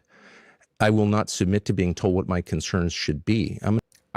Why is he even going down this route? You could just, I don't know. I'm trying to think from a propaganda value standpoint. An adult man who pays his taxes. I have a right to come up with my own hierarchy of concern. And at the very top is the destruction of my country, which I've lived in for 56 years. And I know that it's not better than it was, and it's not getting better than it was. And there are many reasons for that. One of them is this war, but there are many others. And so people say, well, I'm really concerned. Well, I am really concerned too. I'm really concerned that the Prime Minister of Israel and his many cheerleaders in American media, including at the New York Times, if I can say, pushed the U.S. government into a war that hurts the United States. That's my concern. And I would say that's at least co-equal with anyone else's concerns. So that's the first thing I would say. Second, as the elders of Zion or whatever, I don't know what that is. I've heard. Oh, please. You don't know what the protocols of the elders of Zion is? I don't believe him. I mean, it's a pretty esoteric, piece of text that you may not know a lot about unless you spend your entire fucking life in this like I do. But he spends his entire life in this too. So I don't want to hear it. References to it, it's like a czarist forgery or something. Oh, so you do know what it is. It's like a czarist forgery. He knows exactly what it is. That is not the first thing you learn about the protocols of the elders of Zion. Okay, the first thing you learn is that, I don't know, it outlines the Jewish plans for world domination. He's so full of shit, dude. That to know that it was a forgery from an 1854 French novel, satire novel. Come on. Look, I guess I'm just wondering what the line is for you. The line for me is the truth. What is actually happening? Between criticism. I mean, this is, by the way, a very difficult line. I am in no means purporting to understand necessarily where it is. I'm curious for you where the line is between criticism of the state of Israel and how that could be perceived as feeding into anti-Semitism. Okay, this kind of bothers me a bit because this is something that Israel has been trying to do for a long time. They've been trying to merge anti-Semitism with criticism of the state of Israel for a long time. When you can criticize Israel and it doesn't have to have anything to do with, you know, anti-Semitism. That's dirty. When people do shit like that, it's dirty. Well, it breaks my heart that it is perceived that way, and that's the product. That perception is the product of a decades-long effort to conflate anti-Semitism with any criticism of the secular government. Absolutely. Of Israel. Okay, so the IHRA definition of anti-Semitism lists 11 examples of anti-Semitism. And that's been adopted globally. 40 different governments have adopted it as their standard of what anti-Semitism is. And 2/3 of the examples are criticism of Israel. So, you know, I don't get to write these standards. I also don't have to abide by them. And I reject, as ludicrous, out of hand, the idea that the criticism of a secular government is the same as criticism of an entire ethnic group, many of whom do not support that secular government, many of whom reject that secular government, and a lot of those I know personally. So you're just not going to get me on board with the lie that criticism of Netanyahu is hatred of all Jews, because it's not. And I don't care how many times someone repeats that to me. I don't care. And by the way, I've lost friends over this, and I do grieve that. People who are totally convinced that criticism... Is it just Bibi that you're against, or if there was a different government in Israel, it would be okay? I'm against anything that hurts my country. Why wouldn't I be? I live here. No, but I'm just curious, like if there's elections coming up and if Bibi gets kicked out, are you... I took my family on vacation there. I'm just trying to... I bet. See, I'm not against Israel. I never have been against. By the way, you can check the record. Before maybe 2.5 years ago, I don't think I ever... Well, I certainly never criticized Israel, but I rarely even mentioned Israel. I could give you a long list of the things that I love about Israel, particularly about Jerusalem, which is one of my favorite cities. Jerusalem and Beirut, greatest cities in the world. It kills me to see them at the center of all of this. I think the second that we ban criticism of a foreign country, well, of course, we're not free at that point. We're slaves of that other country. I don't know about slaves, but I agree that it's not good to ban criticism of another country. That is bad. Totally agree. Or even stigmatize criticizing another country. I don't think that's good. I don't think we should be doing that. You know, you whatever you can't criticize is the force in charge. I don't think it's, by the way, good for global Jewry to have any of this at all. If you tell... Dude, what a phrase, do you, global Jewry. I have only ever heard that phrase in the Nazi literature. What an absolutely wild term to use. Global Jewry. Okay. 350 million Americans that it's against the law, and it's very close to against the law at this point. Oh, it's not against the fucking law to criticize Israel, please. It's against the law to criticize Israel. How does that help the perception? Does that feed anti-Semitism? I think it does. Not that it's my job to monitor or regulate this stuff, but I mean, just common sense would tell you that's not good. I agree. You know, it's not. It is against the law to boycott, divest, and sanction, engage in BDS of Israel. That's against the law in some states, and that's insane. That is fucking insane. And Israel is pushing for it to be illegal in many countries, as many as they can get, to criticize the country of Israel or their governance. That's really bad. And I don't want that. I don't like that at all. But it's not illegal to criticize Israel in the US right now. If you want to make the case on behalf of anything, any idea, including ones I disagree with, make your case. Tell me why it's a good idea. And we're falling out of that habit and instead trying to hurt people who disagree with us. And I just will always reject that. I guess I'm the liberal. I would say it's not exactly against the law, but I understand you're someone referring to someone was just arrested. Because look, the specific things that the second you say that criticism... Wait, someone was just arrested for criticizing Israel. Wait 1 second.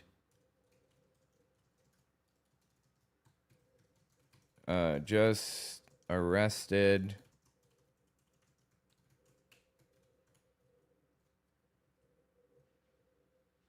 Let me see if I can find the answer to this. Hold on.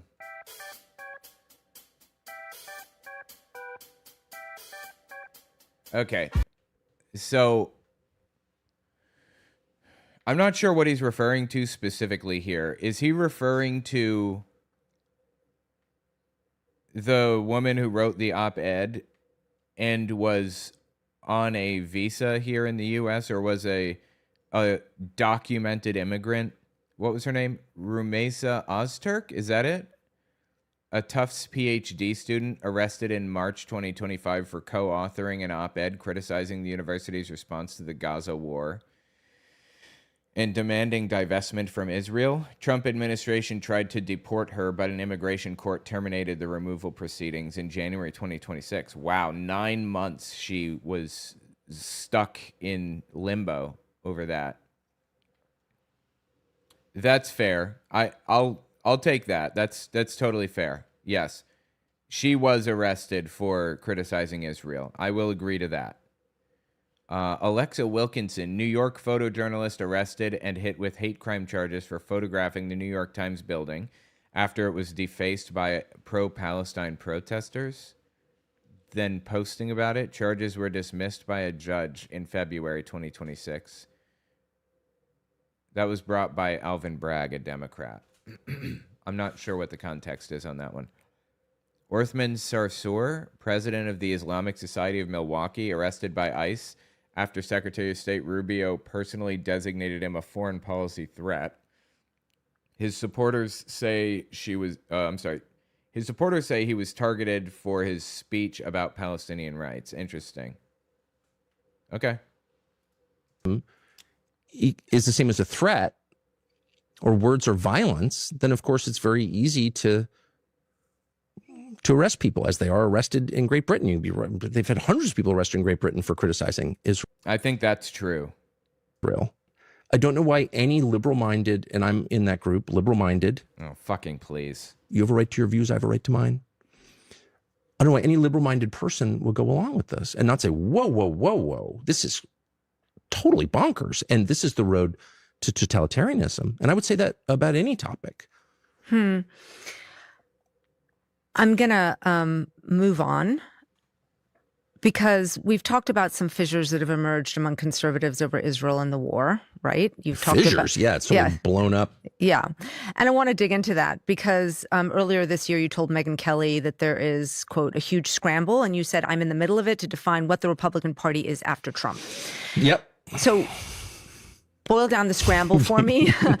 Are there two sides? Well, I lost that scramble. Yeah. I mean, is it driven by ideas, personalities? I mean, something else? Like, what do you see happening? Look, I mean, there have been disagreements over foreign policy within the Republican Party for, well, really since 2015 when Trump announced for president. There was no disagreement at all. It was a neoconservative party completely. I was part of that for sure. and unthinkingly, and then unwillingly, but whatever.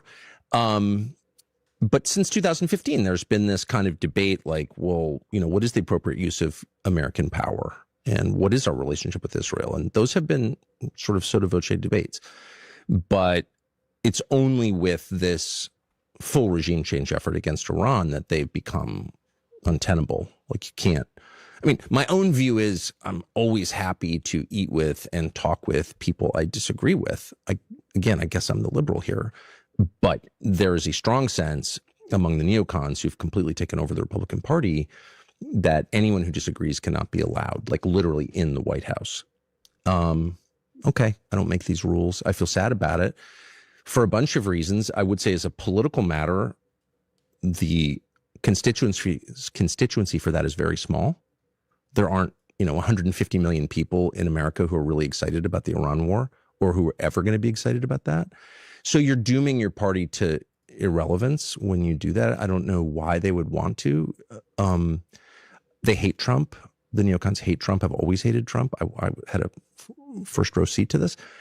And now they've destroyed him. And I told them that. I said, these are people who hated you from day one. They couldn't control you. They hated you for that reason. What you said about the fucking please. Iraq war inflamed them. It humiliated them. And they want to destroy you. And this war will destroy you. I said that point blank right to him. And it's true. And it's, I think, proven true now. And what do you mean about you being in the middle of it and losing the scramble? Well, because Charlie Kirk and I think we're the only people, I'm confident in saying we're the only people in June of 2025 to say to the president, this is a very bad idea. The people pushing this are trying to get you involved in a regime change war. You've campaigned against that. Don't do this.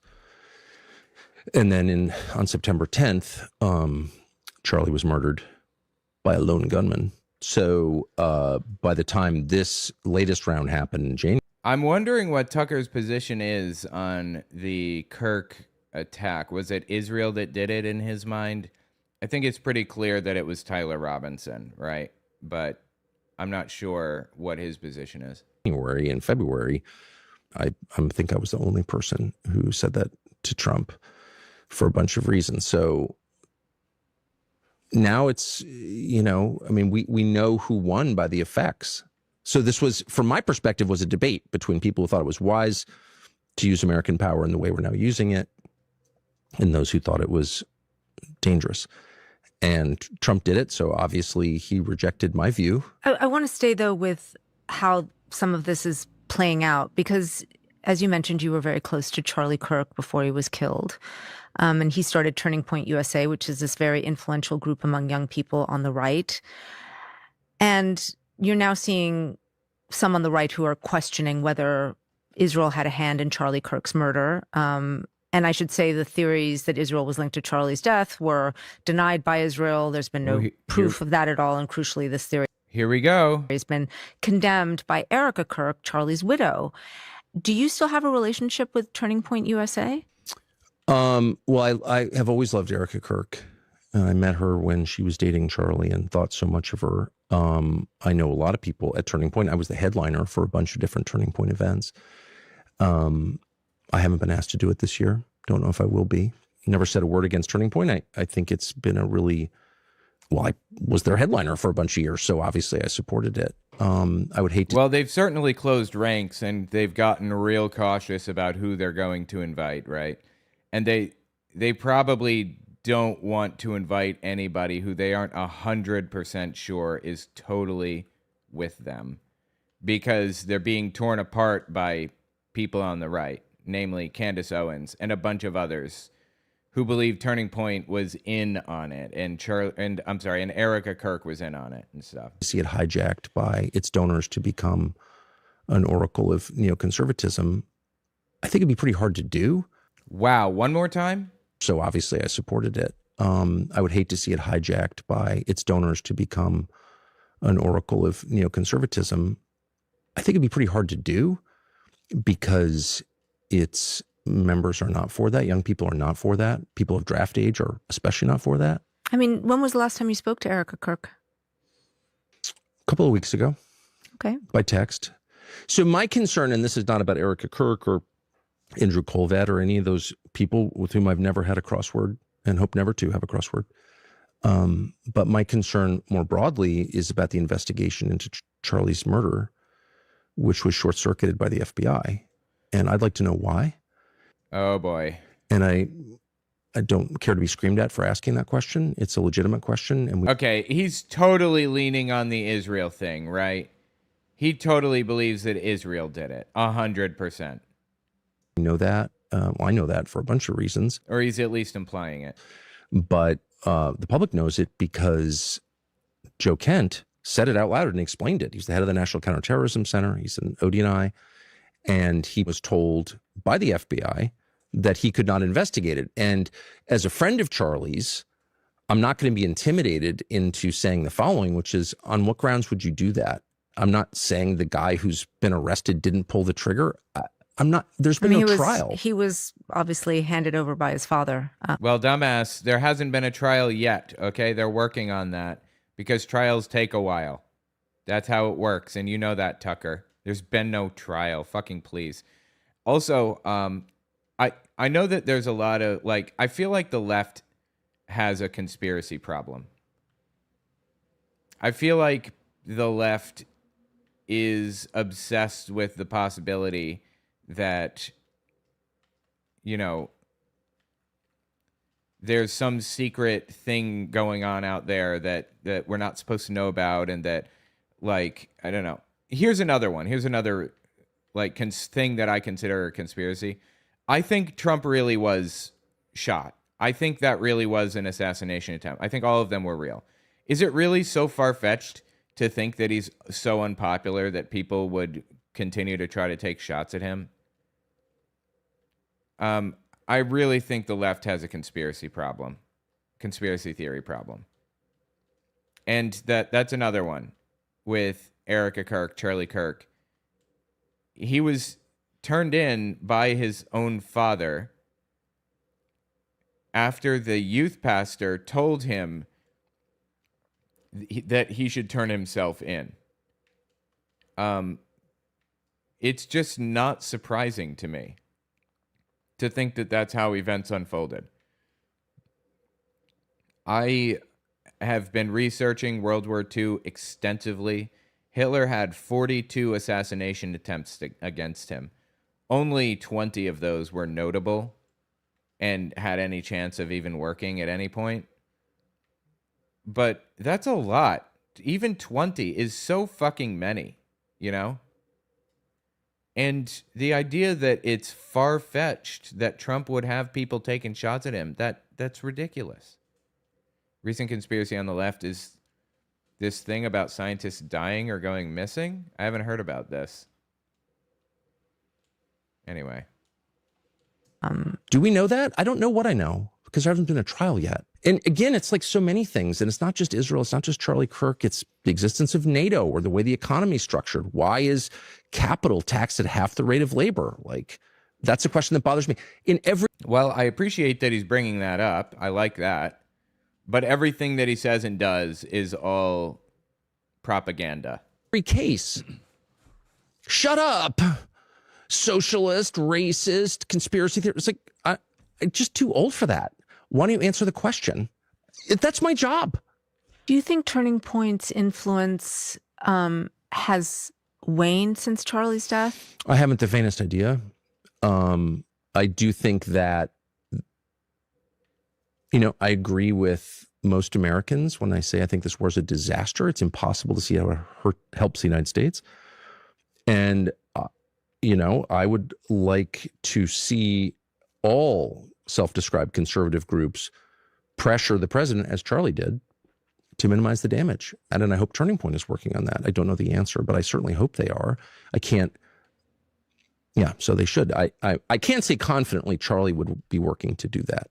Obviously, Turning Point is just one. I love how people invoke dead people and claim that they would definitely agree with their position.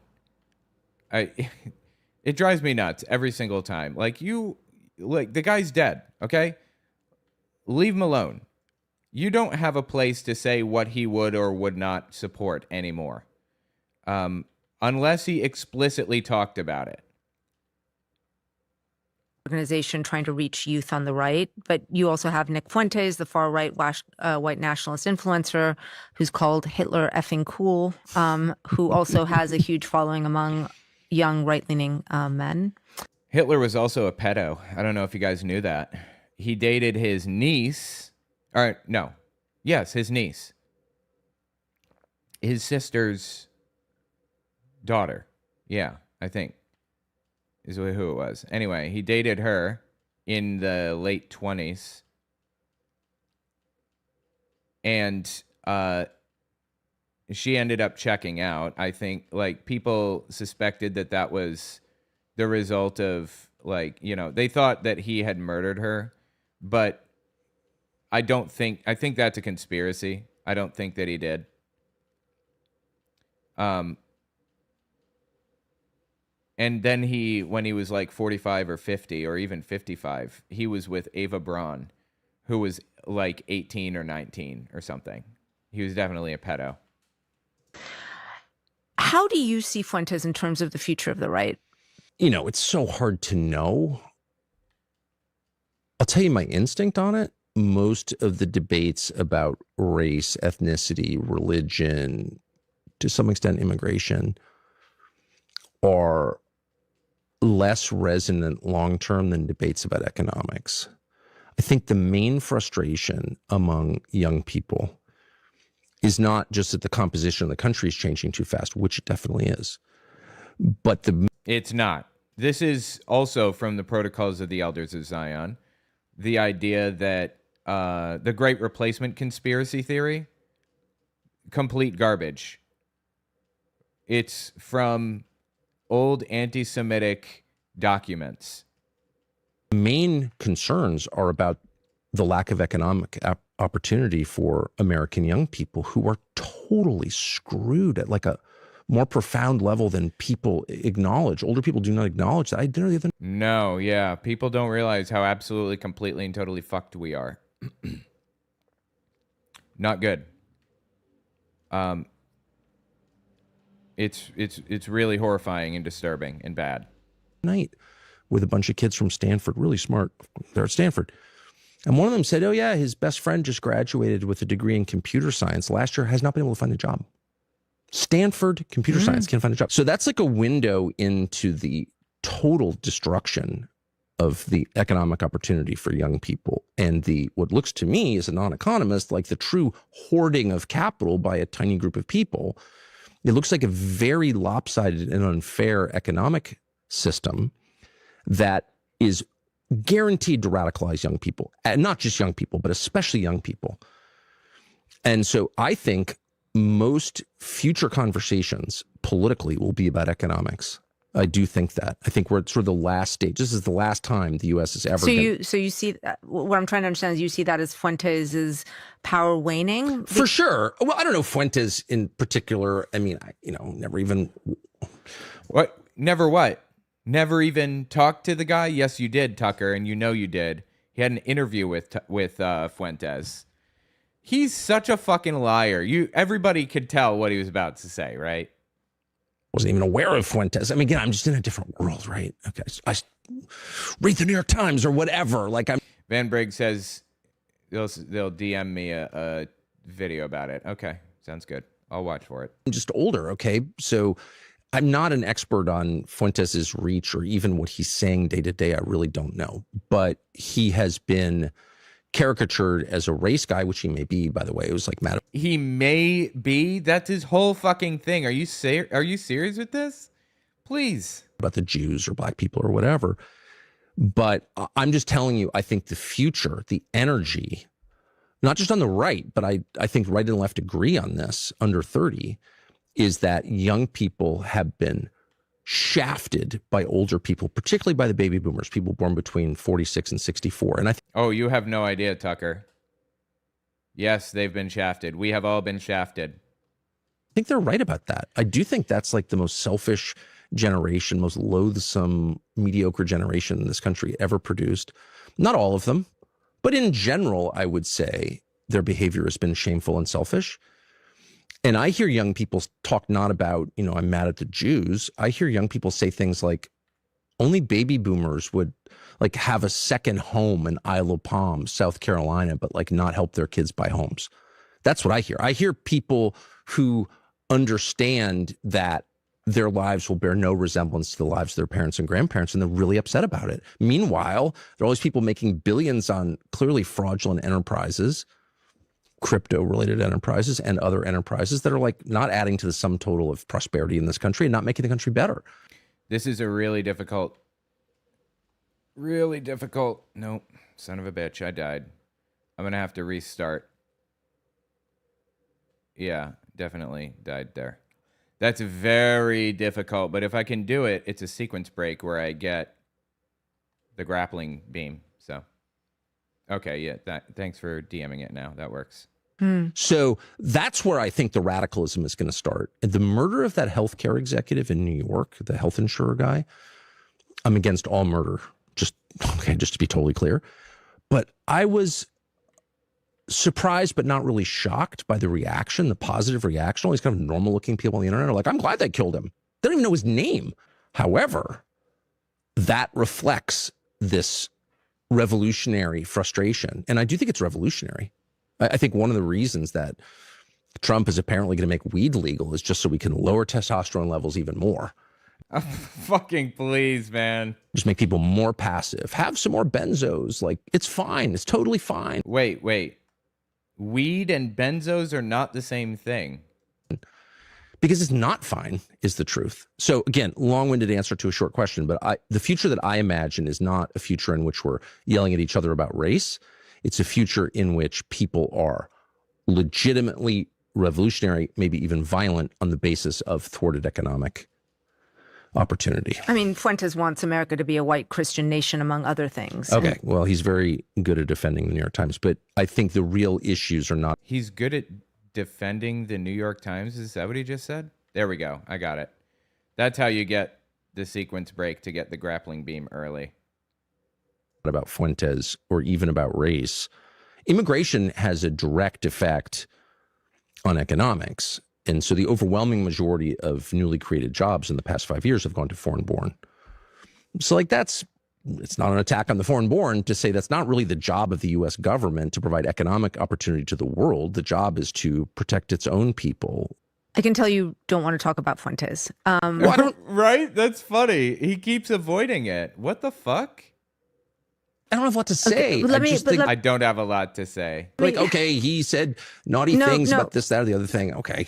No, well, you caused a big... I'm focusing on you. This is an interview of you. I didn't cause anything. People got hysterical. How can you talk? Yes, they got hysterical over what, Tucker? Over what you did, over the action that you took. That's why they were hysterical, yes. Like, are you fucking kidding me with this?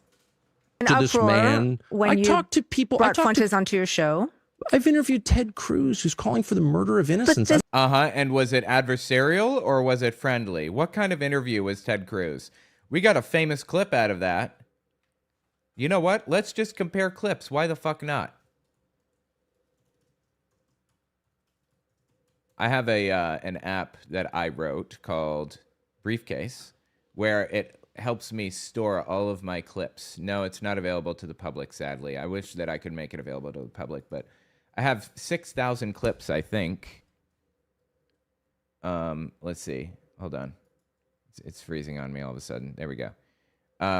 Yeah, it's 6,305 clips dating all the way back to 2018 of every major cultural event that took place between now and then. Like, let's just stop at a random date. This is July 14th, 2024.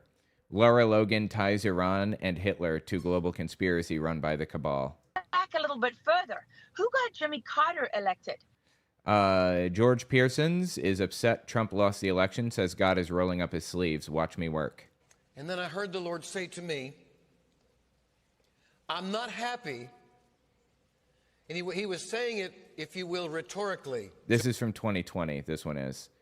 Anyway, I have all of these clips lined up. I just have to type in Tucker, Ted Cruz, and I can even search the transcript if I want, because I run every single clip that I download.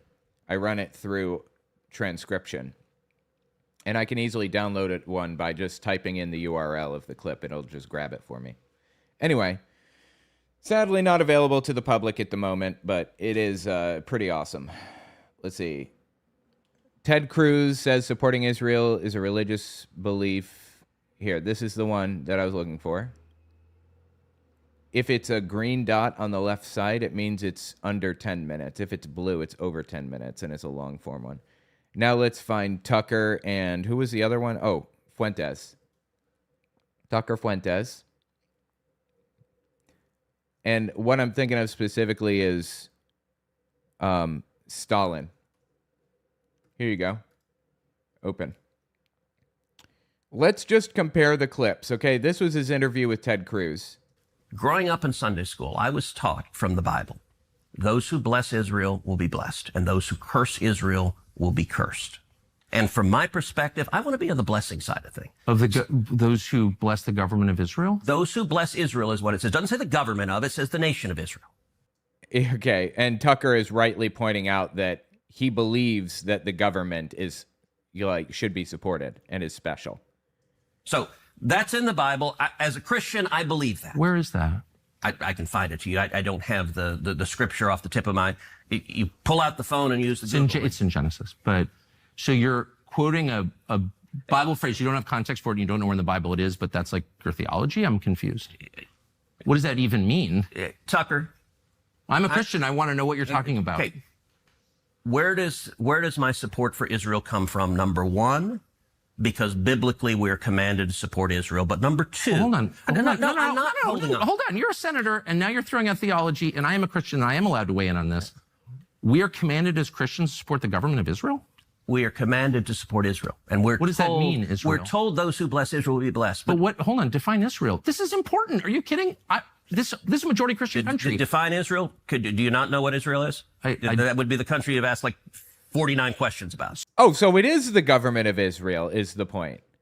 Yeah, so Ted Cruz his feet were held to the fire. He was questioned hard about this stuff. You were criticizing him. You were pointing out that he had no idea where it was. You said, where is that? And he said, I don't know. And you said, it's in Genesis, but let's move on. You knew where it was. You were seeing if he knew. It was adversarial. Now let's see what happens when Fuentes talks about communism positively. It was December 18th. I remember because that's an important date to me. And it's Joseph Stalin's birthday. Oh. I'm a fan. You're a fan of Stalin's? Mm-hmm. Oh, I was an admirer. But we don't need to go into that, I guess. Other thing I'm really worried about. That's weird, huh? You didn't follow up on that at all? You didn't say, you like Stalin? What about the millions of people he killed? You didn't say any of that shit. That's weird, huh? Anyone else find that fucking weird? What if that had been Ted Cruz that said that shit? Would you have let him off that easy? Yes, you interview people a lot, anybody. But there's a difference between an adversarial interview and a friendly one. And Fuentes's was friendly. And you know that, Tucker. He's so full of shit. This is propaganda. This is how he propagandizes. This is his propaganda at work. Is what's happening at these ICE detention centers. And I see... Anyway, so one more time, now that I've completely debunked the lie that he'll interview anybody, listen to what he said here. Well, I didn't cause anything. People got hysterical. How can you talk to this man? I talked to people. Brought Fuentes onto your show. I've interviewed Ted Cruz, who's calling for the murder of innocents. I don't think Fuentes is doing that. But that conversation was pretty... I'm sorry? What? You don't think Fuentes is calling for the murder of innocents? Are you shitting me?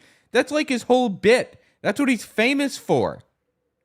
He's obviously calling for the murder of innocents. I'm going to have to back that up, aren't I? All right, let me just... Here, I'll show you. Fuentes... Let me search a transcript. Yes, Fuentes concentration camp. I remembered he talked about this. I didn't remember which video, but one popped up when I searched the transcript. Nick Fuentes dismisses Trump assassination attempt. So now I can open it. And I can go to the transcript tab and type concentration camp and hit phrase. Nope. Is this it? Stuff. This is why we need a ballroom. Ballroom? Unless the ballroom is the concentration. Yeah, this is what I was looking for. It popped up. Listen to what Fuentes said here. Own stuff. This is why we need a ballroom. Ballroom? Unless the ballroom is the concentration. Unless the ballroom is a prison camp, we don't need a fucking ballroom. He literally said he wants concentration camps just now. Do not tell me that Fuentes doesn't want mass death. He absolutely does. Obviously. I love this program that I wrote. I am so proud of this thing.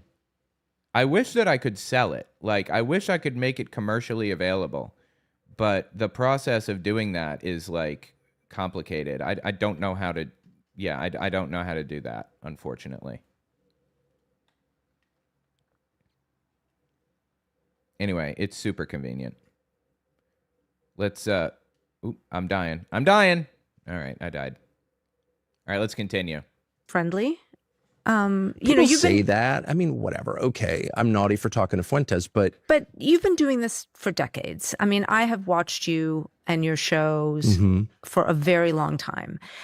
And you obviously have a very savvy understanding of how to approach your interviews and how they're going to land. Why?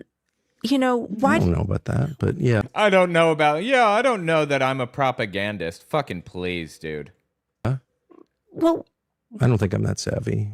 Maybe I'm underselling myself. Oh, God. It's so cringy. Please, Tucker, stop it. I mean, why did you want to handle it the way that you did? You started with. Well, I've explained this a million times, but I'll explain it very crisply. No, you started, No, I noticed that no one talking wants about his background and where he grew up. It's a different kind of interview than the one when I look at Ambassador Huckabee. I've known Huckabee for over 30 years. Huckabee's been Okay, so we're not fucking talking about that. What does that have to do with literally anything?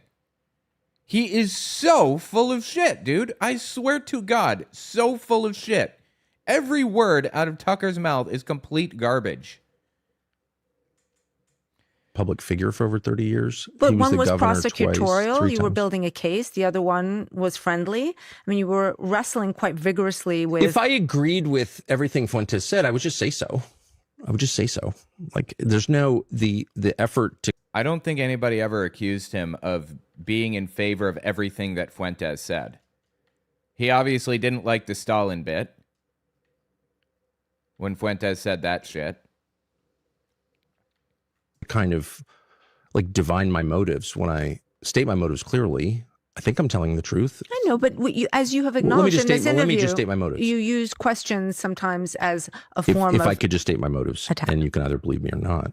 And I've done this many times, but I'll do it once more and say, I'd never heard of Fuentes. I first heard him because he was attacking me and my family, which enraged me. I did fall for the bait. And so then it wasn't an adversarial interview. It was a positive interview, obviously. You didn't hold his feet to the fire to the most basic, straightforward thing that was like asking for attack. Okay, he was asking for it when he said he liked Stalin. I thought, well, this guy seems like I keep hearing he's very influential. Let's have him on, hear what he has to say. So I did that. And on the question of hating Jews because they're Jews, I'm opposed. Told him that to his face. Lots of people decided that I should have taken a different tone.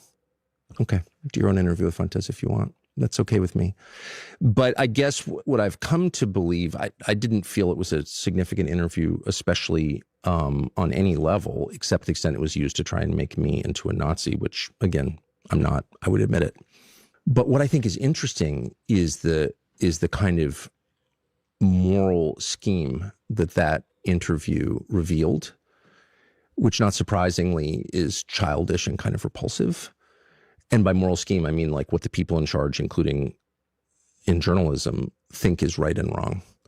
So I think anyone who calls for the murder of innocents or justifies them is the lowest possible person. There's nothing worse than that, than killing kids. And you take someone like Randy Fine or Ted Cruz. Representative from Florida. Yeah, Mike Huckabee. Senator in right. Texas. These are all, I don't know Fine, but Randy Fine is fucking evil. He is insane. The dude seriously needs help. With the shit that he says and does, it's fucking vile. Like really, really disturbing shit. But I know the other two very well and have for many years. And both of them have just been like, no, we should go kill people and their kids. And they make excuses for that. Like there's nothing worse than that.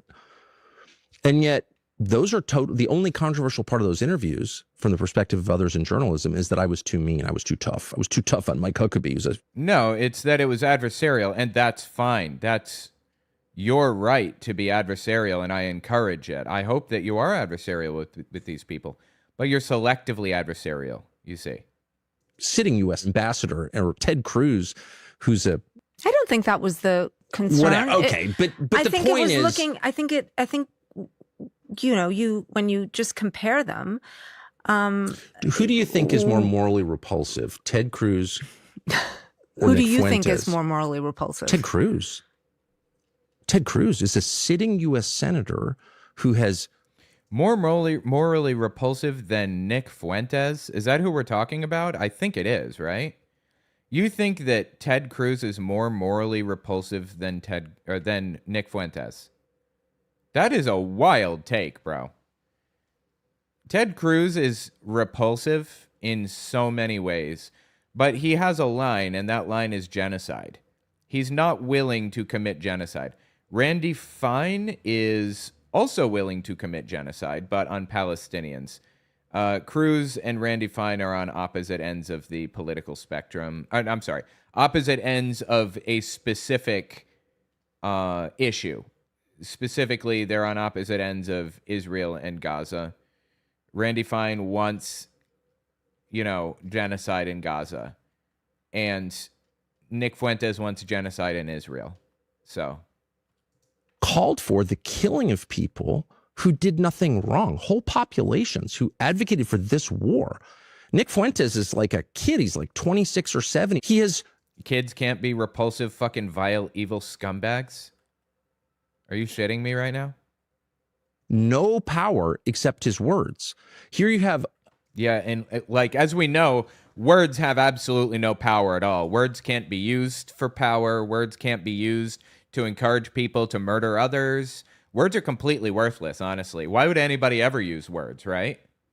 A public official who we pay, who has actual power, who's voting for things, who's making policy decisions, and those decisions would include, in fact, they are focused on the murder of people who did nothing wrong. And yet no one thinks it's a big deal. Well, this is totally fine. I mean, if there's... I see Dr. Hayes says, fucker Carlson is morally repulsive himself. I prefer Cucker Carlson. Qatar, because he works for the Qatari government all the time. Cucker Carlson, yes. Tape of Nick Fuentes saying we should kill people because we hate their parents. Or it's... I'm sorry, one more time. Tape of Nick Fuentes. No one thinks it's a big deal. Well, this is totally fine. I mean, if there's tape of Nick Fuentes saying we should kill people because we hate their parents. There is. Or it's okay to kill children. Yes, there is. There is, in fact, tape of that. I'd love to see the tape. Great. I think I can oblige. What were the things? Well, this is totally fine. I mean, if there's tape of Nick Fuentes saying we should kill people because we hate their parents. Okay, I think I got something for you here. Let me just search. Fuentes, black. He likes to pretend that his racism extends only as far as segregation, but it definitely extends further than that, and I'll prove it. Let me just find it here.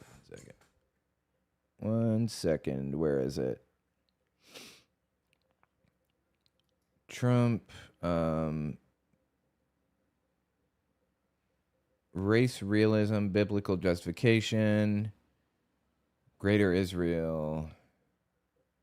Democrats take control. Going to lose badly. Hang on.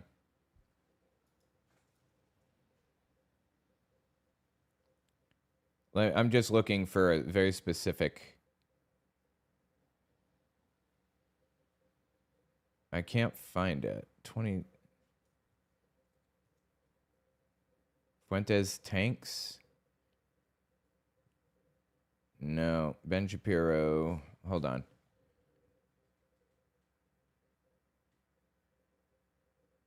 I can't find the video now.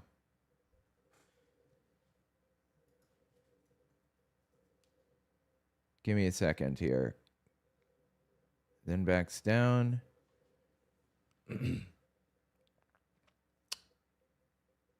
Here you go. Let's check this video. It's been a while since I've seen this one. And let me look for the other video on the other screen while... For allowing women to go out into the society and lie and bear false witness and cast spells and worship minerals and rocks. And women are out there naked and they're killing babies and they're getting to be 300 pounds and they get in your face and we can't do anything about it. You can't hit these people. You can't punch them. They don't arrest them. And basically they're taking over the culture on social media. I said, what happened to the good old days 1,000 years ago when people like this, instead of arguing with them or saying, hey, listen, darling, everything's okay, they would dunk them in the river or burn them alive. I said, this is... So he wants to murder women en masse who talk back to him. They used to burn them alive. The kind of thing that we need to see more of is burning them alive a little bit more. Taking women like this, and instead of hiring a lawyer for all this money and we're going to sue him for defamation, how about we go to the constable or whatever, we go to the police officer, the soldier stationed in the village, and say, hey, we got to burn her alive. Hey, this woman is worshiping rocks. She's bearing false witness. She's lying about men. And basically, we need to capture her and throw her in the lake. I can't find the video where he specifically says that he wants to send tanks into black neighborhoods and effectively kill everybody. But he has said that. It's not in my list, apparently. I guess there are limitations to how powerful... briefcase is. But the point is that he has said that, and I've heard him say it. And I think it was back in 2022, maybe. Not only that, but he also pretends that the Holocaust was not real, that, people are lying about it, and that Hitler was really fucking cool. Actually, I have that one. Hold on.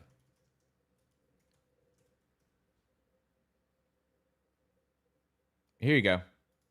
I saw something on Twitter. I don't even know if this is true, but something on Twitter said all of Hitler's girlfriends were 16 and 17. And Alex Jones, I don't even know if that's true, but... Yes.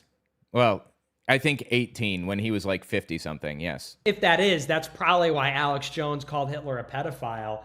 And it's like, you faggots would be saying the same thing about Hitler.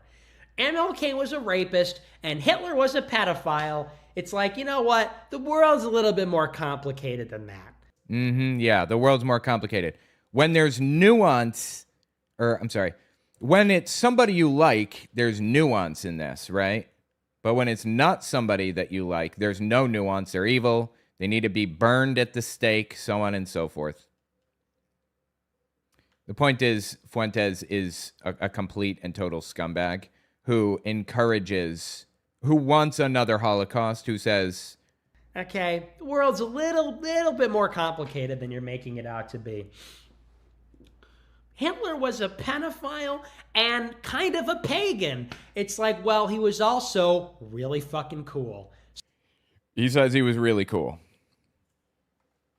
When you're doing that, you are tacitly endorsing genocide, right? Additionally, he was not pagan. in any way, shape, or form. He was Christian. Hitler was fully Christian. And if you want to learn more about it, I wrote a book titled God's People. It's not out yet, but you can find it on Amazon and Audible when it does eventually come out. God's People, Christian Nationalism in the Third Reich is the title of the book. So keep a lookout for it if you want to read about it or whatever. It talks about Hitler's whole religious strategy, his beliefs, and the whole nine. Okay to kill children. I would love to see the tape because that's disgusting. And that's basically what the entire U.S. Senate does every single day, and no one notices. Nick Fuentes said something naughty that I disagreed with. He made fun of things that I don't think I would never make fun of them. He's a white nationalist who's denied the Holocaust. And what I will say, okay, from but my is that own worse than killing kids? Denying the Holocaust is setting up the conditions to make it happen again. Is it worse than what is denying the Holocaust worse than what Israel is doing? Maybe not worse. No, I would say not worse, but it's up there. It's bad. Denying the Holocaust. Why are we comparing? Oh shit! I didn't realize I was so close to death there. Why are we comparing denying the Holocaust to actually committing, a genocide in Israel? Exactly. They're both bad. Can we not say they're both bad? From my understanding of my own, I was just in Germany recently, and it was such a good reminder that the Holocaust didn't start with the gassing of Jews. It started with the dehumanization of Jews. It was language that was used. And again, that is what it concerns people. I couldn't agree more. And that's why. Yes, absolutely. That is 100% true. As a matter of fact,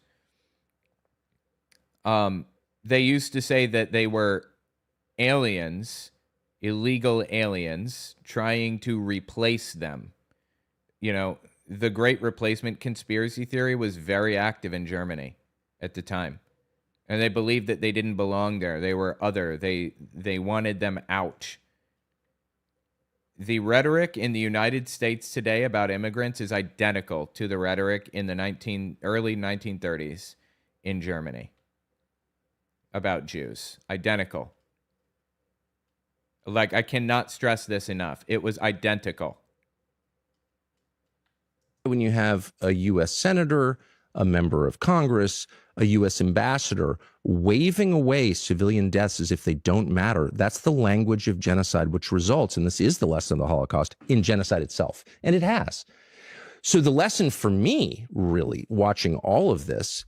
See how we flipped it around just now? We were talking about Nick Fuentes denying the Holocaust, using violent language about people, about Jews and others. That is facilitating another Holocaust. That's leading up to that. And Tucker is deflecting and redirecting to a completely different subject. We're talking about Nick Fuentes right now, and now you're going off about Mike Huckabee. Yeah, I don't like Huckabee either or what he's doing. I don't like Israel either or what they're doing. Absolutely. But we're talking about you being responsible for platforming Nick Fuentes. Is that this can happen in civilized countries. In all human beings, there is the capacity to ignore the evil right in front of you. And my point is, it's happening right now. And my job, to the extent I have one, I don't really have a job, but I just want to. I don't have a job, he says. Remind people that we're all capable of that, including me. And that we're watching it right now. And if you think that Nick Fuentes is a greater threat to other human beings than Ted Cruz, I would love to know how. I can imagine people hearing this and thinking you are soft-pedaling Nick Fuentes. You 100%. Or apologizing for Nick Fuentes. I'm hardly soft-pedaling Nick Fuentes. I'm trying to awaken people to killing of innocents in our midst, which we are not only encouraged to ignore, but really told to ignore on pain of being denounced. Denounced. Okay. He used that word specifically to compare what's happening to the Holocaust, because denouncements were very common in Germany. Children were encouraged to denounce their parents to the Gestapo if they didn't say Heil Hitler that morning or something. You had to say Heil Hitler in the morning. Like, instead of saying good morning, you'd say Heil Hitler. You'd answer the phone, Heil Hitler. It was weird. Like, it affected people's lives to such a degree that they believed that they were always being listened to. The Gestapo randomly tapped people's phones and stuff like that regularly. It was horrifying. And I'm just saying, no, I'm not doing that. And Ted Cruz and Mike Huckabee are two of the main people making this moment possible, and President Trump.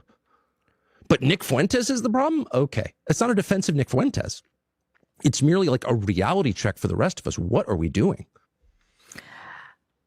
We began this conversation by discussing your rupture with President Trump. And I'd like to ask about your relationship with the vice president, because you were one of the people credited with getting him into that role.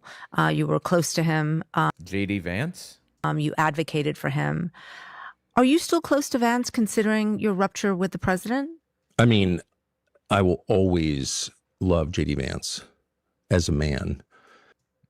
Go on. You have my attention. I'm interested. I think, and I'm making this judgment on the basis of his public statements over many years, I think he's in a tough spot. He's in a tough spot. I mean, he's on the record repeatedly saying this is exactly the thing that this administration would avoid doing, and now they've done it. President Trump was also on the record saying similarly. As I've said many times, exactly. And by the way, I wouldn't characterize it as a rupture with Trump. He betrayed his promises to me and everybody else, and I acknowledge that in public. So it doesn't make me the person who breached the contract. He's the one who breached the contract, to be clear. But it puts the vice president in a super difficult spot. And I know him well and think so much of him as a person. And it is my guess that, based on his past behavior, that he's doing everything he can to mitigate what he sees as the ill effects of this. And Miracle says, maybe we should start answering the phones with fuck Trump, right? 41 months, still supporting you. Keep it up. I appreciate that. Yeah, 41 months is absolutely nuts. We're coming up on 4 years, huh? We're almost to 4 years. That's nuts, dude. But it's kind of hard to call the shots when you're vice president because that's not in the Constitution. So, no, I would never. I put him in a bad situation just by my public. He was attacked endlessly for my Nick Fuentes interview. Whoa, so scary. And okay, so I always felt bad about that. He didn't do anything. You know what I mean? But I was used as a cudgel to beat him over the head because the neocons hated him because they thought that if he ever became president, he would be less compliant than the president turned out to be. So, well, he's not as compliant on some issues, but he made a deal with people. If you support me being the president, I will, do whatever it is you want me to do. I will support the invasion of Iran or whatever other shit. And you cannot convince me that he didn't know, or that these people didn't know that Trump was going to go to Iran, that he was going to attack Iran. You cannot convince me Tucker didn't know that was going to happen. I don't want to add to that at all. I think he's a really good man. I know he's a good man because I know him very well. But, I don't have anything else to say to anyone in the administration because I can't affect don't talk to him anymore? Any outcome. When was the last time you spoke to the vice president? Oh, I don't know. But I don't want to add to his problems at all. But I would just say what's obvious is that I'm hardly an advisor to this administration. And I think it's also clear that Donald Trump makes these decisions. You really don't know the last time you spoke to Vice President J.D. Vance? Weeks, months, days? I don't know. I mean, I would never characterize that. I don't want to cause him more problems. I would just say I'm not advising. No one's seeking my counsel. I'm not trying to influence anything. I gave it my best shot. Didn't work. Well, let me ask you this. Vance was not in favor of the war, but he ultimately didn't seem willing to die on the Hill. I mean, he could resign. He could... there's many things he could have done, I suppose. Do you wish he'd been more forceful? I will just say, I'll just be totally blunt about what I'm doing. Please be blunt. Which is taking a pass on your question. And oh my God, dude. Say that I know JD very, very well. And I think it's like super tough situation. He's in my prayers. I mean that. And I just don't want to add to what is clearly a really hard job. I know that if you were in my position, you'd press. Oh, go crazy. But I'm just saying, like, my only goal is I just want to be honest. Yeah, Tucker, known for his honesty. And so I'm being, I think, as transparent as I possibly can be, or I'm I'm being of transparent. Course, yeah, no problem at all. And saying that my job is also to press you. I get it.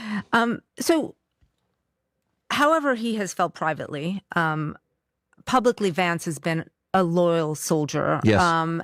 Even going so far as to head the recent negotiations with the Iranians. And we've seen, and you've commented, how unpopular this war is among the American people. Do you think the role that he is playing right now will hurt his political prospects? There are people in the White House who want to hurt J.D. Vance and have wanted that since the very first day. They were bitter. They wanted Marco Rubio to be the choice as vice president. And so J.D. has been subject to, this is well known, but I'll just confirm it, nonstop treachery from people. Such a victim, this guy, huh? J.D. Vance, Vice President of the United States, such a victim. On the neoconservative side. Who are these people? Around Marco Rubio.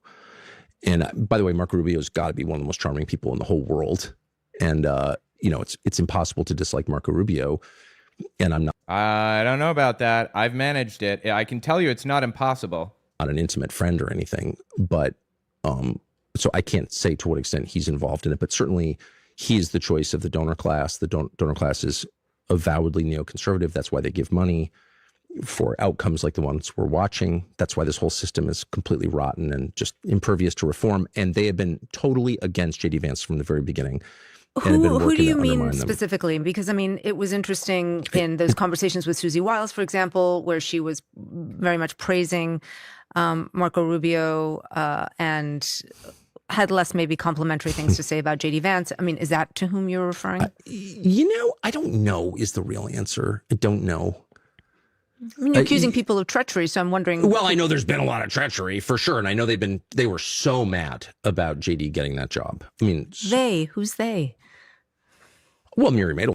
The Jews. He named a Jewish person who funded or who gave Trump like millions and millions, 400 million maybe, to support the Israel project, to do whatever it was that she wanted him to do on behalf of Israel. That's really funny. The Jews, that's who he meant when he said they. Oh, awesome. For example, Rupert Murdoch, people who were very much vested in using Trump for what we're seeing now. But within the White House? I don't know the answer to that. I've never I bet worked there. So like if you don't work there, you can say you can say what you think but it's hard to really know. This is me looking skeptical. Yeah, well, no, but it's me being honest. Like I don't really know. And I bet you being honest, totally. Read all these things about Susie. It's of course a product of Florida, and there's a whole Florida group and the consultants and Marco and all the rest, and people whisper about that. Is that true? I really don't know. I've never heard her say anything against JD. She seemed to love JD, but who knows, man? Who knows? But I know, I definitely know that like outside, it's hard to believe that Mark Levin and Laura Loomer, who are, have no constituency whatsoever and would have influence in the White House, but they do. And both of them have been out for Vance from day one, big time.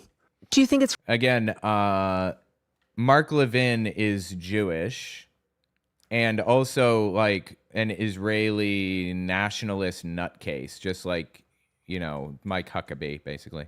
Hurting, though, his political prospects, to repeat the question, that he has been put in the position, according to you, that he is fronting these negotiations in Iran? Yeah, I think this whole thing, it's not even JD specific. This whole thing is like dooming anyone connected to it for the foreseeable future, including the entire Republican Party. And, if you're psyched for President Gavin Newsom, I guess that's a good thing. I'm not. So I think it's a disaster. It's a true disaster. And again, it's interesting that he thinks apparently that Gavin Newsom is going to be running. I think that he is.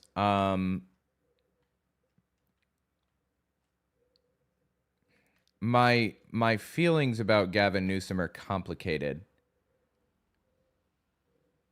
I've been thinking about covering this for a while. Maybe I'll do it in a second.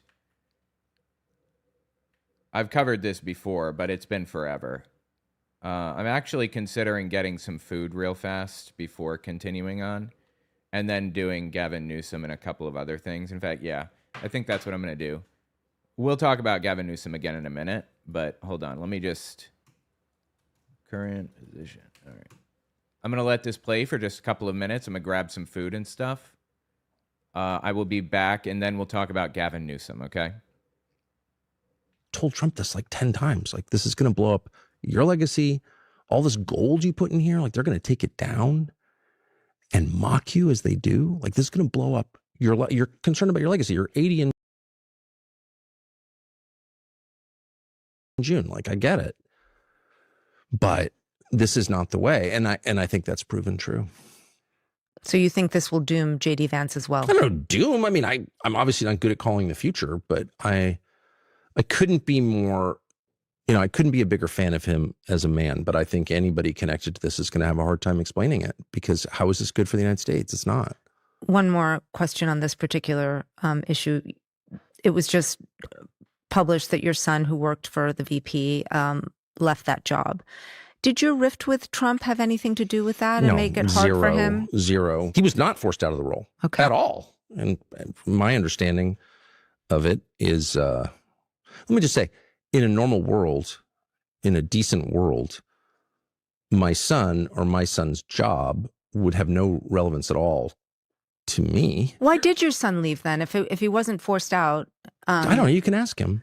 But he was there over a year. Like, I don't know. White House is an intense place to work. I don't want to talk about my son. He's got nothing to do with this. No, I mean... No, but that's kind of the point. Like, we need to defend the core beliefs of our civilization, which, by the way, are attractive to the entire world. People move here not just for our robust economy, but because they want to be judged on the basis of what they did, not on what their parents did.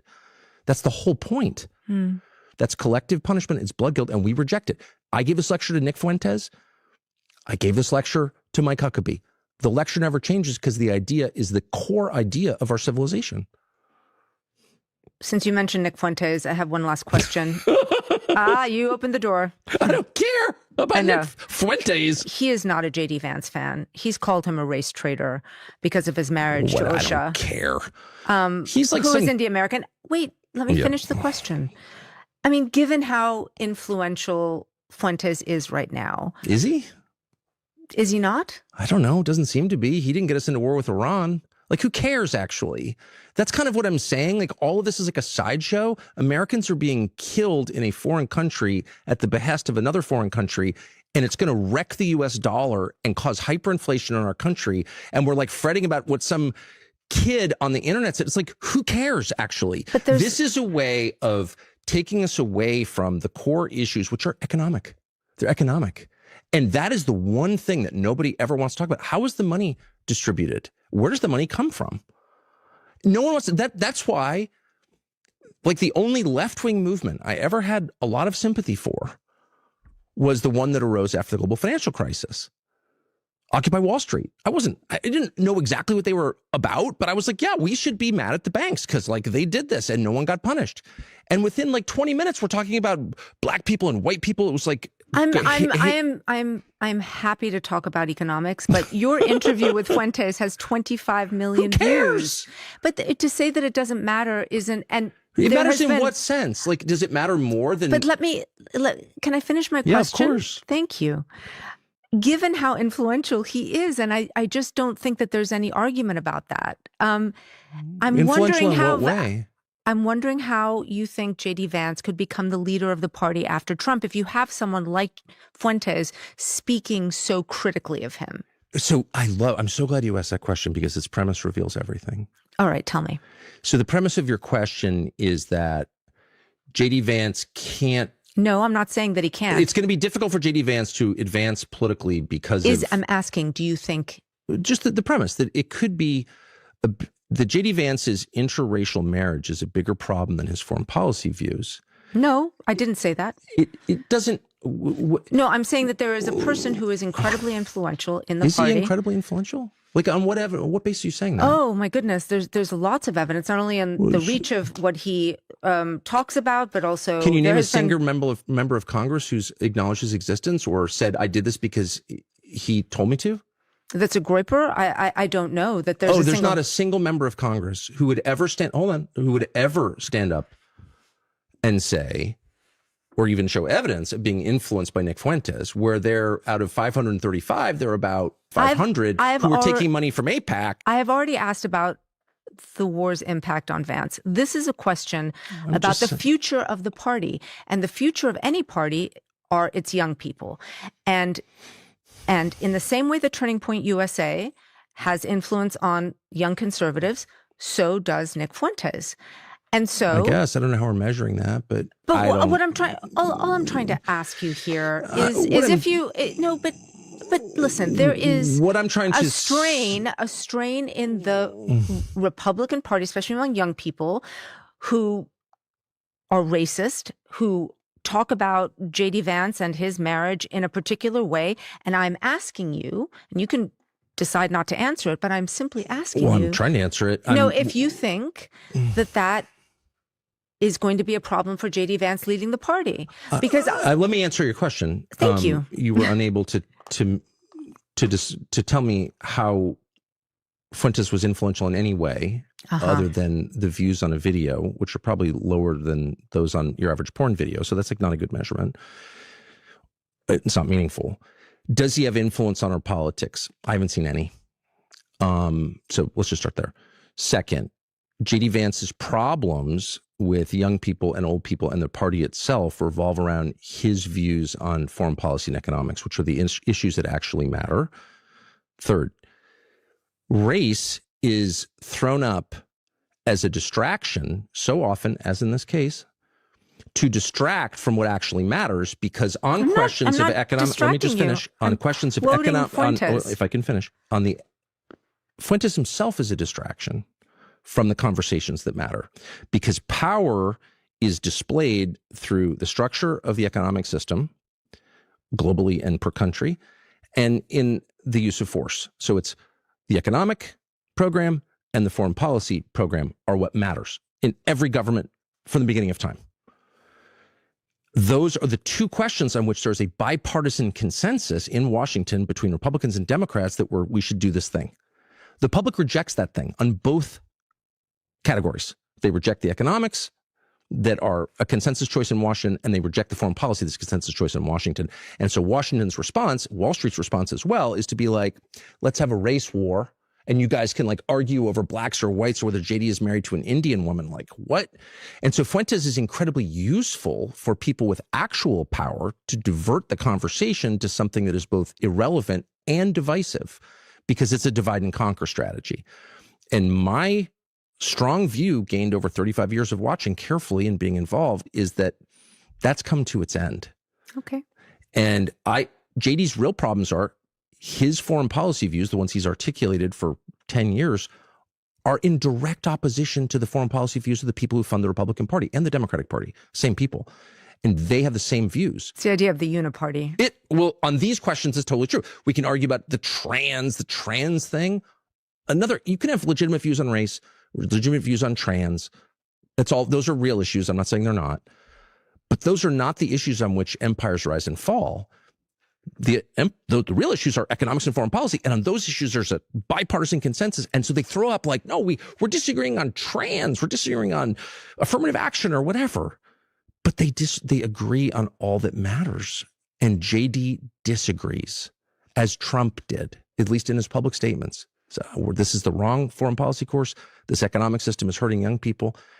And so Fuentes shows up and everyone wants to talk about Fuentes because it's really safe. No one wants to talk about, why are capital gains taxes half those of taxes on regular income? Like, I think that's like a critical debate. You will never have that debate. Have you ever asked a question about that? No one ever asked that. And I think that's like, nothing's more important domestically than that, but whatever. That's my opinion. Okay. I wish I hadn't done the Fuentes interview because... Really? Yeah, it was totally not worth it. I mean, it was like kind of interesting, I guess, but it was used as... I added to the distraction. What I really wanted to talk about was where we were going in this war with Iran. And I spent like a month getting calls from people being like, you're a Nazi. Okay. And I wish I hadn't done that. Not that it didn't imperil my soul. I've interviewed far worse people than Nick Fuentes, like Mike Huckabee, a far worse person than Nick. Okay. Almost done here. Grabbing my food. And then I want to talk about Newsom. Sorry, that was super loud. And I also had considered reading a chapter of my book for the audiobook. All right. Let's see. Talk about Newsom. And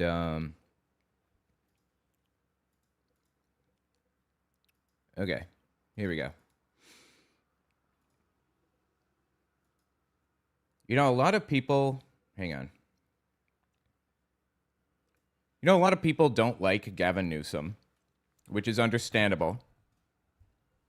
He's thrown trans people under the bus to some degree.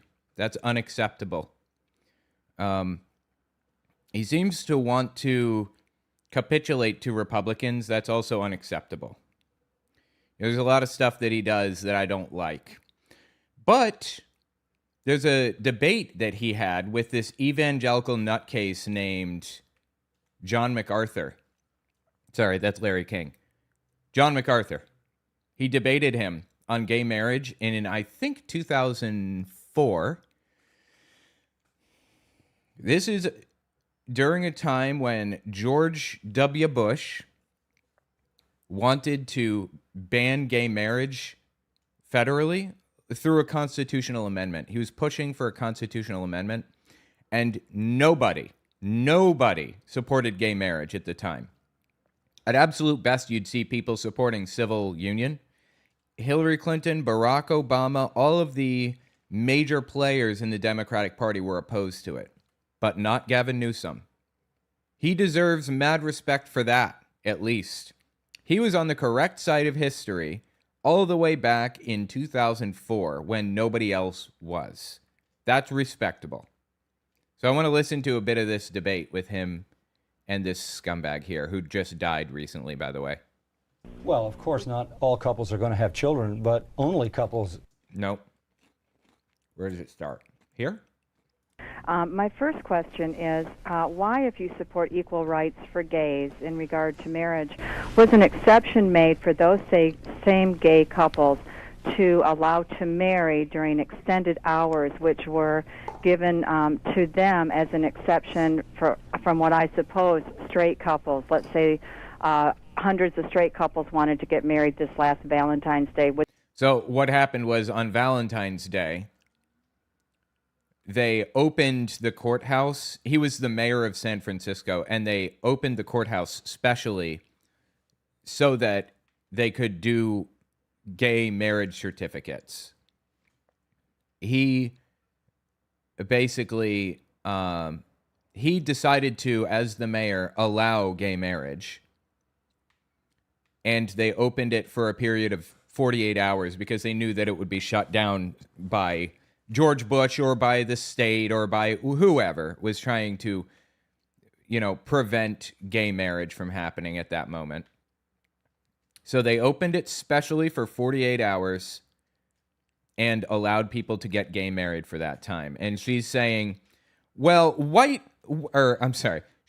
she was saying, well, straight people have to have equal access. You're segregating and giving special privileges to gay people. What is wrong with these fucking people, dude? Really? Would that same exception would have been made for them? And my second part of that question is, who paid for all of the extra staff and overtime that was required to accommodate this situation? The fucking marriage certificates, obviously. Are you shitting me? You know those come with a fee, right? Yeah, both good questions. The fact is we had over 200 volunteers. The city actually, in a curious and unintended way, has actually generated revenue from this effort. The marriage certificates, there's actually a fee that is encumbered to the couple. But let me back up on the point of extending hours for one class of marriage versus another. No, we extended the hours of operation for marriage for everybody, opposite gender couples as well as same-sex couples. Check this one out. That are male and female are... Hold on. Well, of course, not all couples are going to have children, but only couples that are male and female are going to have children.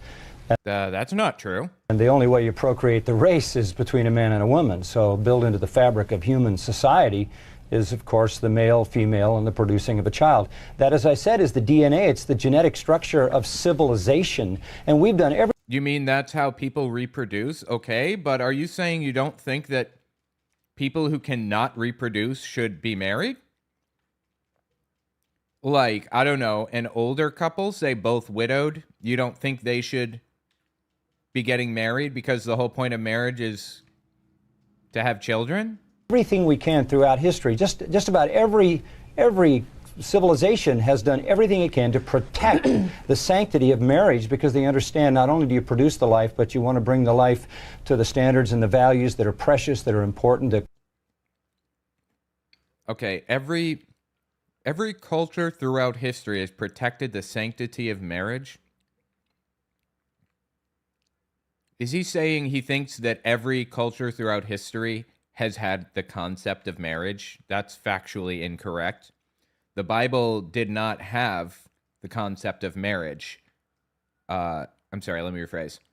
The people in the Bible, marriage didn't exist in the Bible, certainly not in the way we understand it today. It's a more modern conceptualization of things. When Jesus was around, marriage did not exist in its current form. And also, when you say cultures protected the sanctity of marriage, you mean that they prevented gay marriage? Give me a fucking break. Create a civilized environment in which to live. What's your argument, Mayor, against the logic of that statement? Genetically, DNA, it's man and woman. It's what the marriage and are we being... Yeah, but it's also freedom. People have the freedom to live their lives the way they want, to do what they want to do. What's wrong with that?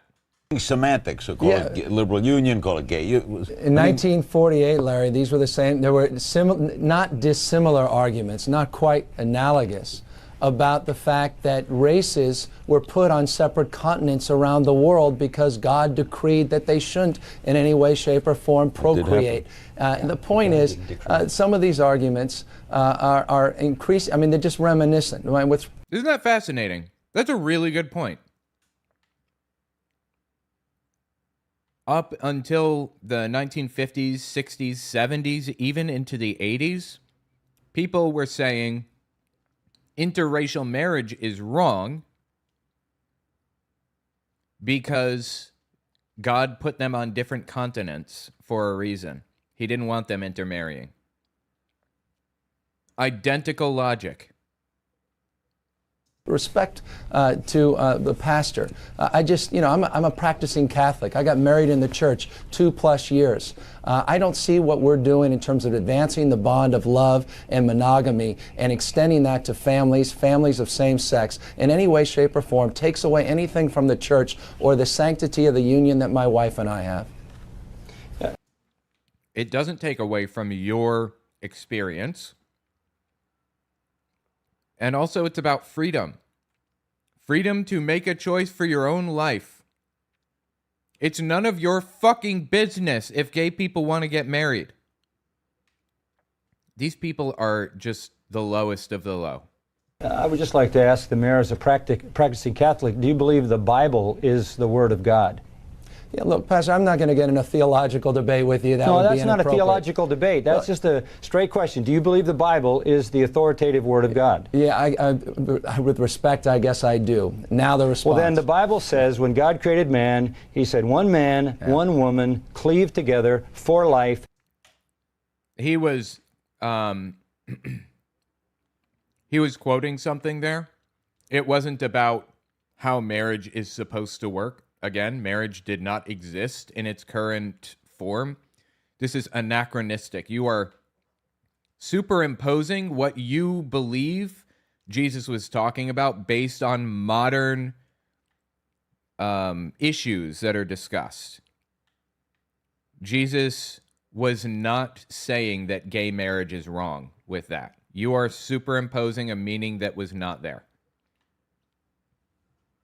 That's a family. Jesus in the New Testament reaffirms that. All the writers of the Old and the New Testament affirm it. I guess the bottom line is we're living and advancing together across all kinds of differences, Pastor. It is an extraordinary, miraculous thing to come out here in San Francisco. And I think the world looks to us to see that it's possible to live together and advance together across our differences. And I'm proud to represent a city that has diverse points of view, open points of view. Yes, it's called freedom.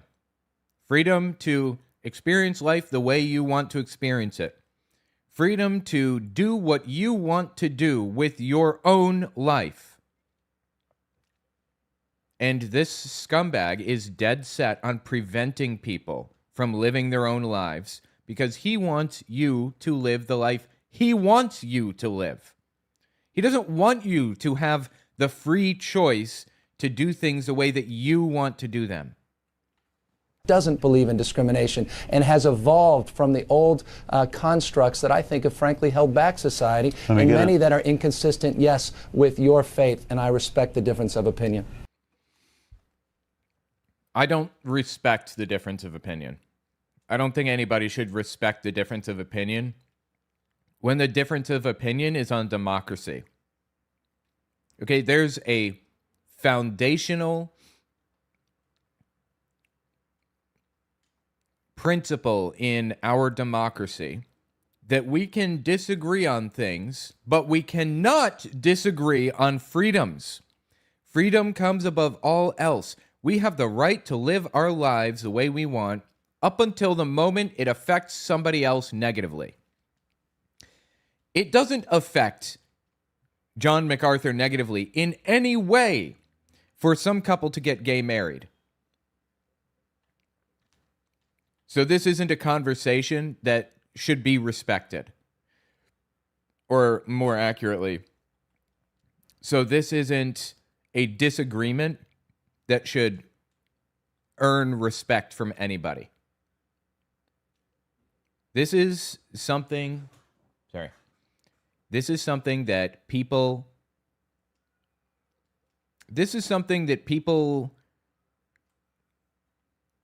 all right, you know what? I'm going to leave it at the last sentence I said. Were you challenging, Mayor, the wishes of the people of California? No, I was actually upholding my constitutional oath to bear full faith and allegiance to the Constitution of the state of California. And Larry, nowhere in that Constitution does it allow me to discriminate against people. And what we were doing previous to our directive was, I believe, discriminating against people. And I find that abhorrent and I find that inappropriate. And we wanted to stand up on principle, stand up on the constitutional footing, and we made the appropriate action. Now 3,300 plus couples have affirmed their love, and in turn, Larry, I believe my marriage has been affirmed. Many states held to it. A black couldn't marry a white in the southern states. Easily 20 years ago, that couldn't happen. Legislature what we're talking didn't change about it. here, Larry, is the definition of marriage. It's amazing to me that the mayor can defy the law and talk about it as though it were a noble thing. What if mayors around the nation just openly defied the law? That's literally how it works, dipshit. You do something, and then the Supreme Court determines if it's legal to do or not. That's how it has always worked. Donald Trump is completely ignoring the law on things that have already been settled by the Supreme Court. And he's doing things that are very clearly constitutional. The Supreme Court can't decide that birthright citizenship doesn't exist because it's explicit, word for word, clear in the Constitution. There is no ambiguity there. They can't decide that Trump can run for a third term. There is no ambiguity there. It says you cannot run for a third term as president if you've already served 2. The point is, there are some things you can't do that with. Gavin Newsom was following the regular process. What kind of a country would we have? I believe when you're an elected official, you should have respect for the law and the people. That's so interesting. I wonder how she feels about Donald Trump. How do you guys think she feels about Donald Trump and what he's been up to lately? People of California have had a ballot initiative. The definition of marriage in California is a union between one man and one woman. She said separate but unequal. At least there's an argument being made by the presidential candidates that the 1,000+ benefits afforded opposite gender couples, married couples, can at least be considered as an extended benefit with civil unions. The bottom line is visitation, the rights of pension benefits, health care benefits, inheritance rights are not afforded opposite gender couples, or afforded opposite gender couples, but not same-sex couples. So right, and also, what happens if you're like on death's door and let me rephrase. What happens if you're on death's door? Now your spouse that you've lived with for 20 years can't come visit you, can't make decisions for you, can't do any of that shit. Like you said, inheritance rights. Like, people don't realize how important marriage is, how valuable it is for a couple that lives together. To say that's not discriminatory to me is abjectly remarkable, when in fact it is discriminatory, and she's preaching at least a separate but unequal standard. Sorry, I'm chewing. Point is, Gavin Newsom used to be a hard motherfucker. And after seeing him do this whole debate, it was like a 30-minute debate or something like that. I have mad respect for Gavin Newsom after that. After watching that debate. Now, I completely agree that he's turned on trans people, like I said at the start. To some degree. You know, I don't think it's about turning on trans people as much as it is trying to appeal to the center. And that's stupid and a waste of time and effort. Don't bother. But, you know, I think that knowing who he was back then and where his positions were, I think that's important. Anyway, tell me what you think in the comments. Okay, I'm still eating. Let's continue with Tucker for now. Let me find where we were. Markers. Current position. Here we are. Told Trump this like 10 times. Like, this is going to blow up your legacy. All this gold you put in here, like, they're going to take it down and mock you as they do. Like, this is going to blow up you're concerned about your legacy. You're 80 in June. Like, I get it. Yeah, I know that he's trying to do things that are going to be impossible to undo, like the ballroom. But I promise you, if I have any say in it, or let me rephrase, I'm going to push for that ballroom to be torn down. I don't give a fuck how much money his scumbag donors spent on it. I'm going to push for it to be torn down, or at the very least be renamed the Jeffrey Epstein Memorial Ballroom or something. But this is not the way, and I think that's proven true. So you think this will doom J.D. Vance as well? I don't know, doom. I mean, I'm obviously not good at calling the future, but I couldn't be more, I couldn't be a bigger fan of him as a man, but I think anybody connected to this is going to have a hard time explaining it. Absolutely. Because how is this good for the United States? It's not. One more question on this particular issue. It was just published that your son, who worked for the VP, left that job. Did your rift with Trump have anything to do with that and make it hard for him? Zero. He was not forced out of the role at all. And my understanding of it is, let me just say, in a normal world, in a decent world, my son or my son's job would have no relevance at all to me. Why did your son leave then? If he wasn't forced out, I don't know. You can ask him. But he was there over a year. Like, I don't know. White House is an intense place to work. I don't want to talk about my son. He's got nothing to do with this. No, I mean, I'm not familiar. I'm going to look this up. No, but that's kind of the point. Like, we need to defend the core beliefs of our civilization, which, by the way, are attractive to the entire world. People move here not just for our robust economy, but because they want to be judged on the basis of what they did, not on what their parents did. That's the whole point. Okay, no. That sounds like nonsense. Largely, Mexico does not judge people based on what their parents did. You know, like, largely Germany does not judge people based on what their parents did. That's nonsense. A lot of the time, they're coming to the U.S. for economic gain, I think. But that's very quickly dissolving. That's collective punishment. It's blood guilt, and we reject it. I gave this lecture to Nick Fuentes. I gave this lecture to Mike Huckabee.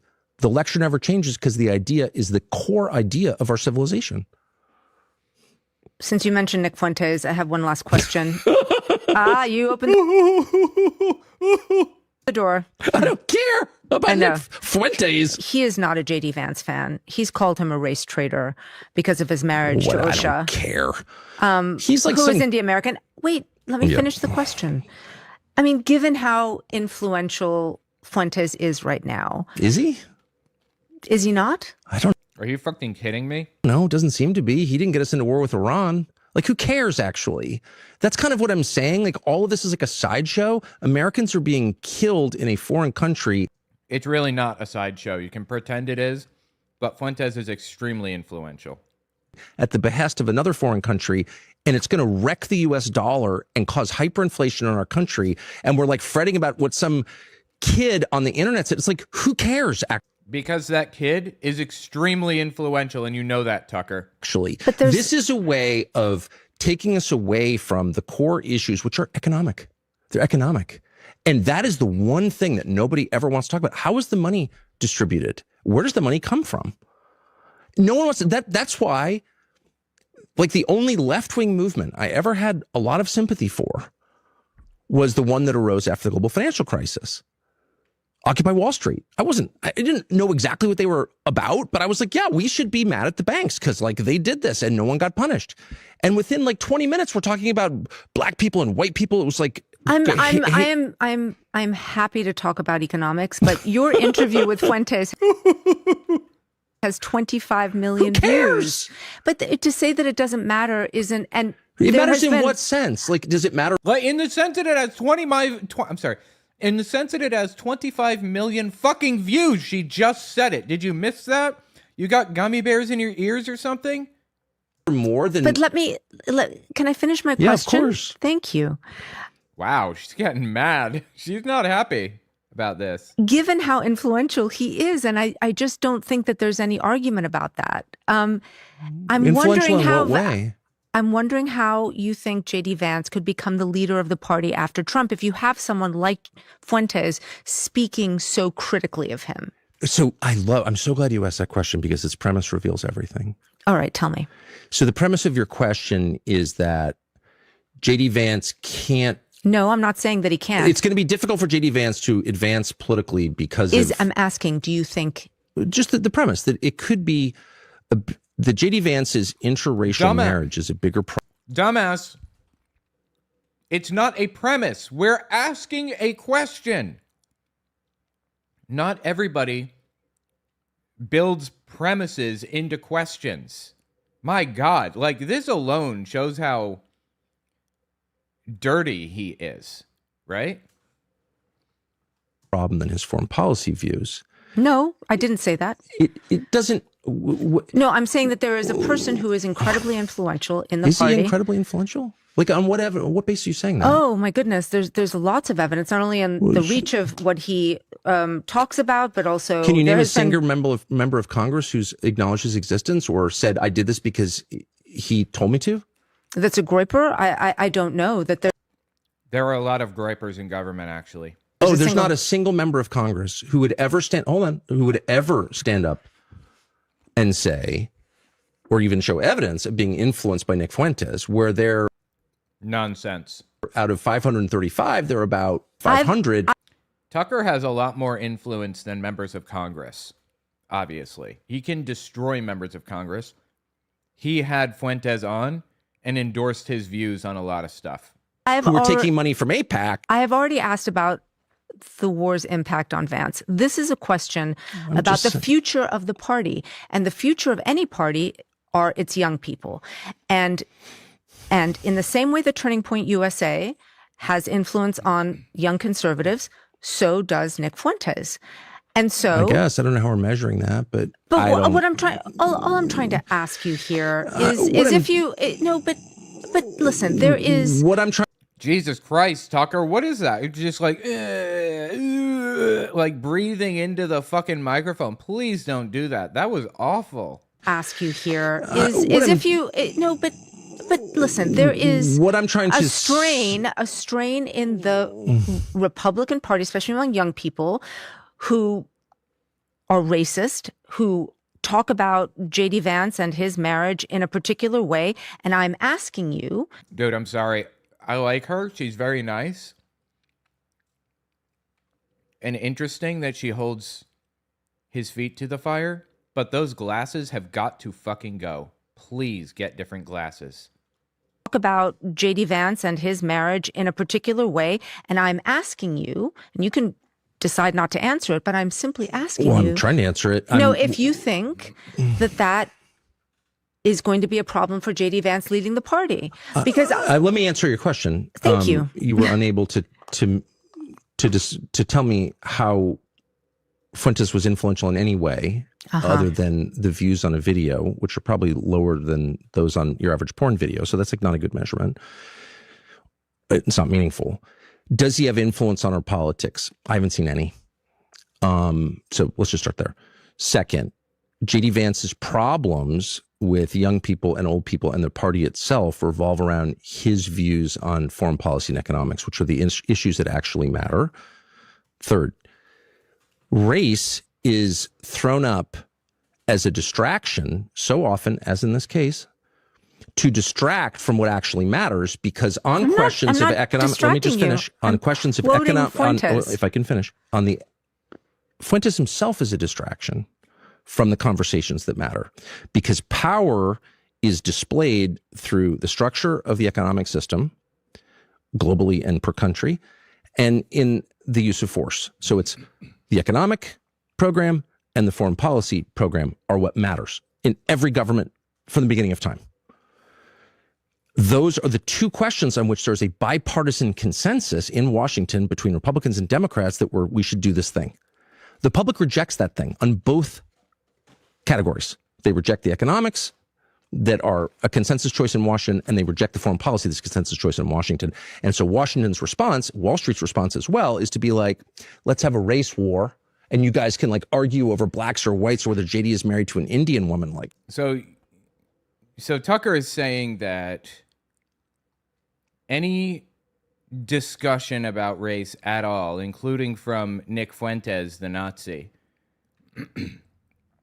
is a distraction, and that people aren't actually affected by racial politics, by people being racist toward others. Is that what he's saying? I think that's what he's saying. What? And so Fuentes is incredibly useful for people with actual power to divert the conversation to something that is both irrelevant and divisive, because it's a divide and conquer strategy. And my strong view, gained over 35 years of watching carefully and being involved, is that that's come to its end. Okay. And JD's real problems are his foreign policy views, the ones he's articulated for 10 years, are in direct opposition to the foreign policy views of the people who fund the Republican Party and the Democratic Party. Same people. And they have this complete bullshit. Okay, I'm sorry. The parties are not the same. They are different from each other. Some political party, some beliefs held in the Republican Party are completely antithetical to the Democratic positions. And it isn't about big businesses convincing this party or that to control things or whatever. Right now, the Republican Party is out of their fucking gourds, drunk on power and authority and hate and insanity. And that is absolutely unacceptable right now. Same views. It's the idea of the uniparty. Well, on these questions, it's totally true. No, it isn't. It's nonsense. We can argue about the trans thing. You can have legitimate views on race, legitimate views on trans. Those are real issues. I'm not saying they're not. But those are not the issues on which empires rise and fall. Yes, they are. They are the exact issues on which empires rise and fall. Particularly, just look at Germany. Germany demonized gay people, demonized trans people, demonized illegal aliens in the form of Jews. Those were the illegal aliens of the time. And demonized people based on race. What happened to Germany? It was a world power and it fell by force. The real issues are economics and foreign policy. And on those issues, there's a bipartisan consensus. And so they throw up like, no, we're disagreeing on trans. We're disagreeing on affirmative action or whatever. But they agree on all that matters. And JD disagrees, as Trump did, at least in his public statements. So this is the wrong foreign policy course. This economic system is hurting young people. And so Fuentes shows up and everyone wants to talk about Fuentes because it's really safe. No one wants to talk about why are capital gains taxes half those of taxes on regular income? Okay, that's stupid. Capital gains taxes do actually need to be where they are. And Tucker probably knows that, but he's signaling because he wants to seem like a populist at the moment. Capital gains tax is 15%, which is roughly equivalent to what it is in the rest of the world for capital gains. Finance is complicated, okay? And I believed capital gains should go up as well. But after learning how it works and reading about it, researching it and everything else, I think capital gains should be exactly where it is right now, honestly. We should have a targeted billionaire tax instead.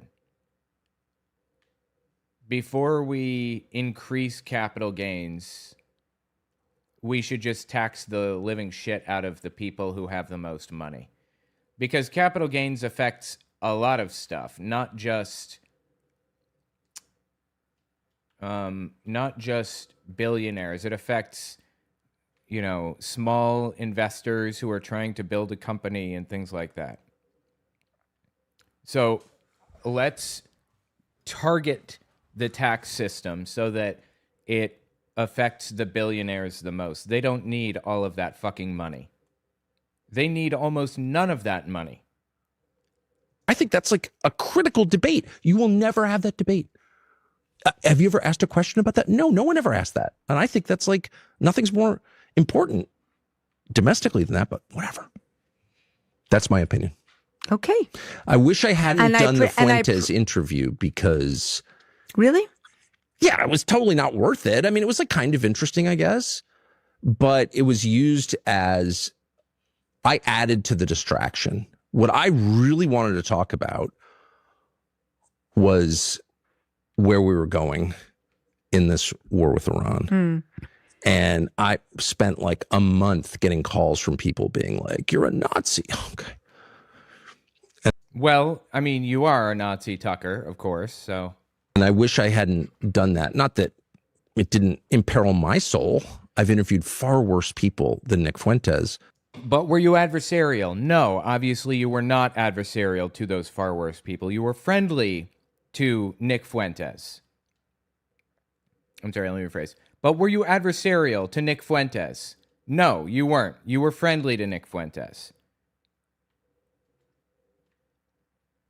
You were adversarial to some of these people, but not him. I wonder why. Like Mike Huckabee, a far worse person than Nick Fuentes, hurt many more people than Nick Fuentes. Same with Ted Cruz. But So I don't think it affected me. I interview people I disagree with all the time. And often I'm polite to them, including war criminals. The only person I've really been impolite with is Ted Cruz, because I have limited self-control and he's just so repulsive I couldn't control myself. And I was a jerk. And I fucking please tried to apologize. But if you had to sit across from Ted Cruz, it's just, there's something about him. It's just like repulsive. I mean, it's like disgusting. Like if you entered a men's room and Ted Cruz was there, you would be like, I can hold it. Wow, dude. Sick fucking burn. I got to grab that. Ouch. That's, I mean, I agree, but damn. 124.43. Hold on. Let me grab this. People than Nick Fuentes, like Mike Huckabee, a far worse person than Nick Fuentes, hurt many more people than Nick Fuentes. Same with Ted Cruz. But so I don't think it affected me. So I don't think it affected me. I interview people I disagree with all the time. And often I'm polite to them, including war criminals. The only person I've really been impolite with is Ted Cruz, because I have. The only person I've really been impolite with is Ted Cruz, because I have limited self-control. He's just so repulsive I couldn't control myself. And I was a jerk, and I tried to apologize. But if you had to sit across from Ted Cruz, it's just, there's something about him. It's just like repulsive. I mean, it's like disgusting. Like if you entered a men's room and Ted Cruz was there, you would be like, I can hold it. I'm leaving. And I broke down under the strain of his repulsiveness. But in general, I try to be nice to everybody. But man, that's funny. Oh my God. That Fuentes interview, I just added to the distraction. Dude, I'm grabbing that. Tucker says Ted Cruz is repulsive. Now, export. Right here. Export one clip. Start. Good. Because I have limited self-control and he's just so repulsive I couldn't control myself. And I was a jerk, and I tried to apologize. But if you had to sit across from Ted Cruz, why would you try to apologize and then say this in this interview? Obviously, you were not sorry for how mean you were to Ted Cruz, right? He's just so full of shit. Everything out of his mouth is bullshit. Everything. Tucker is like the world's most prolific propagandist. it's just, there's something about him. It's just like repulsive. I mean, it's like disgusting. Like if you entered a men's room and Ted Cruz was there, you would be like, I can hold it. That's funny, dude. Leaving. And I broke down under the strain of his repulsiveness. But in general, I try to be nice to everybody. But man, that Fuentes interview, I just added to the distraction.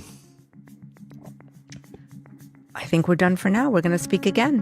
We're going to speak again? Yeah, you didn't know that? No. Oh, you thought this was one and done? Oh, my man. No. So I don't want... Interesting. What does that mean? Why is she doing this anyway? I wonder. Why is she doing these interviews with him? Is it like some kind of like a documentary type of deal where she's writing his biography or something? Like, I don't understand. Super weird. On the interview, we speak to our guest twice. So a few days later, I followed up with Tucker Carlson. We talked about his views on immigration, his disdain for both parties, and whether he thinks his rupture with President Trump is permanent. Hi. Hey, how you doing? I'm good. All right, you're a little loud in my ear. Let me turn you down. I'm a little loud in many people's ears. Yeah, I know. Totally. Thank you for... Wow, that was a sick shutdown, dude. She wasn't going to take that joke. Oh, that's painful. Taking time to talk to me again. I definitely wanted to circle back on something because we ended up our last conversation talking about Vice President Vance. But I also wanted to ask you about somebody else that you were close to, and that's Don Jr., the president's son. Mm-hmm. He supported your new media venture after you left Fox. So I'm wondering what your relationship is now, considering your comments about his father. Have you talked about it? Are you still in touch? I've known Don for a long time. We share a common love of the outdoors, and we don't actually talk a lot about politics. We talk mostly about hunting and fishing.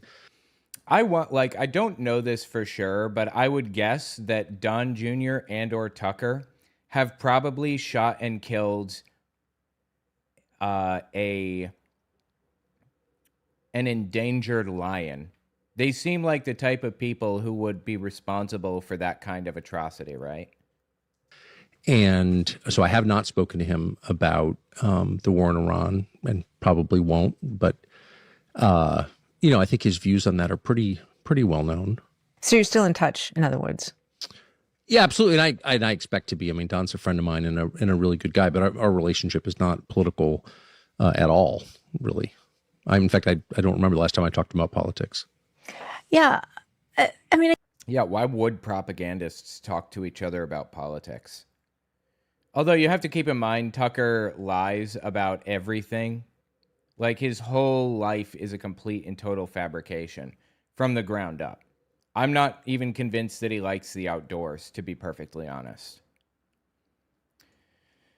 But why would propagandists talk to each other about politics? They know that they're completely full of shit, that they're deceiving people intentionally, that they are setting out to change the face of the country because they don't like black people and want to see them fail, whatever it takes, that kind of thing. Why would they bother? I guess it brings me to this wider issue about how you critique the president. You're always quite careful to say how much you like him personally. Mm-hmm. Are you worried about alienating his base, though? Because aren't they some of the same people who tune into your show? Well, I don't think I'm careful about saying it. I want to be honest about saying it. I mean, in part because I was out promoting Trump, pretty aggressively for a long time. As for his base, I mean, I don't have a base. I'm not a candidate for office and don't plan to be. You have an audience, We do have an audience, yeah, and it's grown. And yes, that's the fucking point. Did you miss that? That's what she meant when she said base, dumbass. He knows. He's not a fucking idiot. He knows how full of shit he is, right? It's not exactly clear who that is. I mean, I get these readouts from our tech guys. Well, we have, new people watch. Well, who are they? It's like, you don't really know. But, what the fuck does that even mean? You don't really know. This war is unpopular. The idea of sending Americans over to risk their lives to regime change in another part of the world is itself unpopular, whether it's in Iran or any other country. So, I mean, I think I'm on the side of the majority in this country, and maybe the numbers reflect that, but Yes, he's definitely on the side of the majority. I could make a strong argument for that.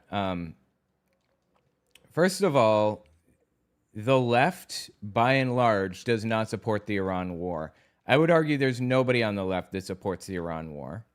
MAGA makes up about 35% of the country, give or take, which is horrifying and disturbing when you realize the Nazis were only about 20% of the country. But anyway, I mean, Nazis were 20% of Nazi Germany. Anyway, 35% of the country. So really, who supported the Iran war? That 35% at best. And Tucker was on that 35%. He was part of it.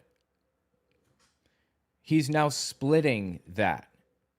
He's participating in the split, which means he is on the he is on the side of the majority with this. I don't really think about that when I'm thinking through what we talk about, who I interview. Because I mean, when you do look at your page on YouTube, you do definitely see that the numbers are much bigger when you talk about the war in Iran. And so... well, we're in a war with Iran, and it's the biggest thing that's happened in my lifetime. And the potential consequences include nuclear war. It's the biggest thing that happened in your lifetime. Even bigger than the Iraq war? I don't know about that. That's a little far-fetched for me. I don't think that's true. The Iraq war spent trillions of dollars. Like, pointlessly. Completely fucking pointlessly. The Iran war has spent a fraction of that so far. Do you know how much it would cost to completely outfit the United States entirely 100% in renewable energy sources? Solar, wind, nuclear. So we weren't using oil or gas at all for energy, which would obviously decrease energy prices dramatically Do you know how much it would cost? About the cost of the Iraq War, give or take. So instead of dramatically decreasing energy prices, fixing climate change, and making people's lives substantively better in multiple ways, instead of doing that, we killed about 1 million innocent men, women, and children, civilians, in the Middle East. That's pretty fucking consequential, seems to me. And so it's an inherently big deal, and it's being ignored or downplayed by most of the rest of the media. So I think we benefit from taking it seriously, but it's inherently serious. That's my view of it. And so I would talk about it, almost no matter who watched or didn't, because I think it's that important. One more question about the president. Your comments have clearly gotten under his skin. I mean, he's posted long screeds on Truth Social about you. Dude, I love that she's calling them screeds. Top tier.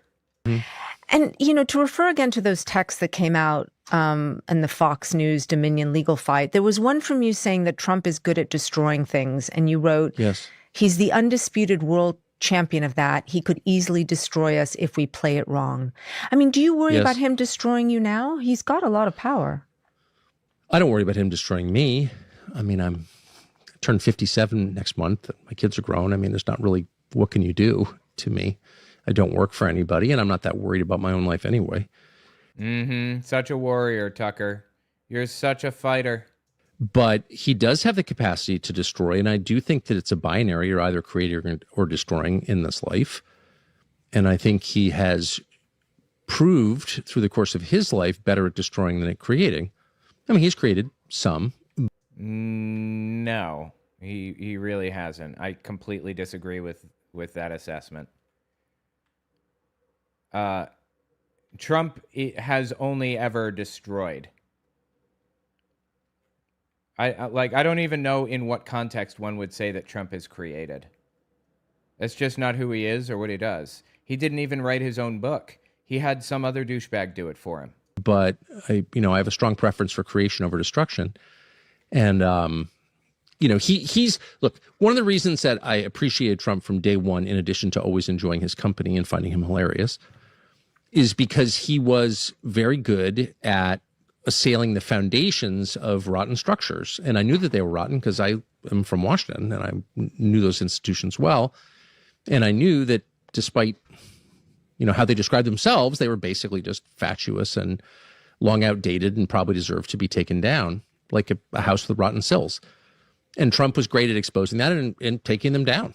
USAID, as someone from DC, I knew a lot about USAID, and I thought, why are we doing this? This is counterproductive to him. No, it's not. It created soft power and goodwill in the world and made people more willing to do things for the U.S., like, for example, use our dollar as the world reserve currency, that type of shit.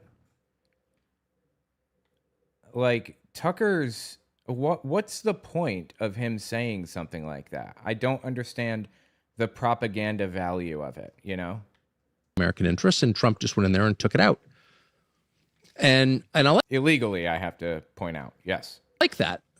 But that is the first step. Of course, that can't be the end stage. The first step is you scrape the old property, then you build something new and better and beautiful. And we haven't gotten to that part of the program. And that's not part of the program, of course. It's not even really being promised at this point, which is troubling. Do you see a path toward supporting him again? I mean, if he suddenly took actions that you agreed with, do you see yourself coming back into the fold? I'd support anybody who made life in the United States better.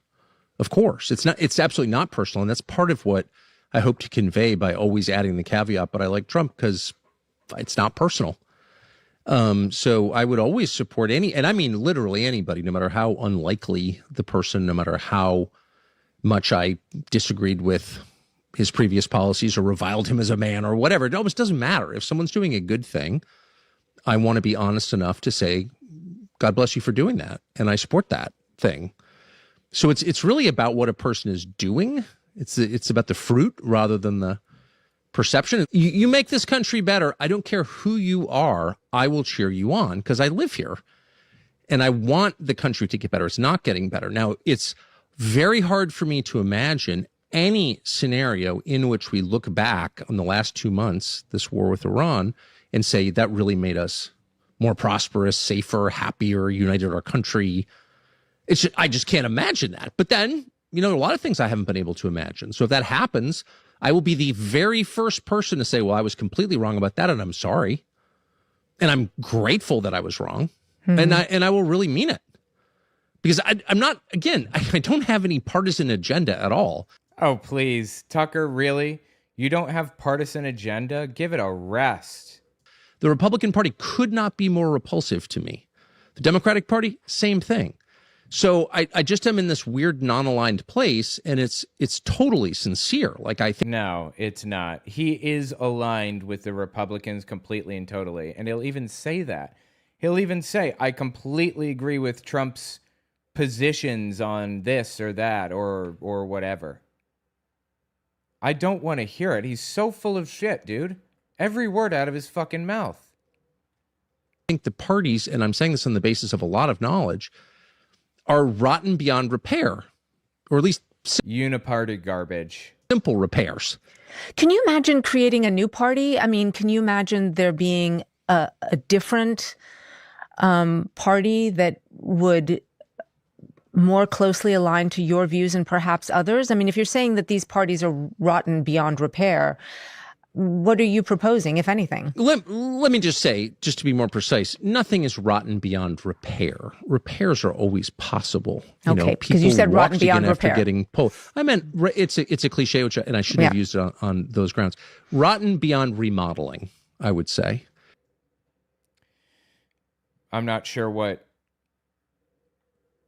the difference is exactly. What's the difference?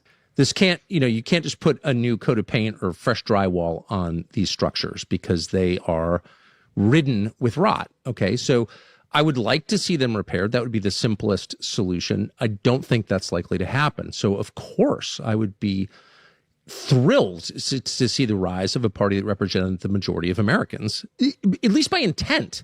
Look, it's not even a question of, are you for this tax rate or are you for that tax rate? It's a question of orientation. Are you going to have a political party whose number one aim is helping the people who put it in power, helping the citizens of the United States? And neither party can say that, honestly, because neither party is very interested in its own citizens. The Democratic Party is much more interested in importing new non-citizens, making them citizens and making reliable voters. Fucking give it a break, dude. This is the exact garbage that happened in Nazi Germany in the 1930s. People claim that Jews were immigrants that didn't belong there, and they were trying to replace the good, honest, hardworking Germans, and they needed to deport them to make things better for the honest, hardworking Germans. In reality, deporting them didn't, or certainly wouldn't, have helped, but they weren't just deporting them. Hang on.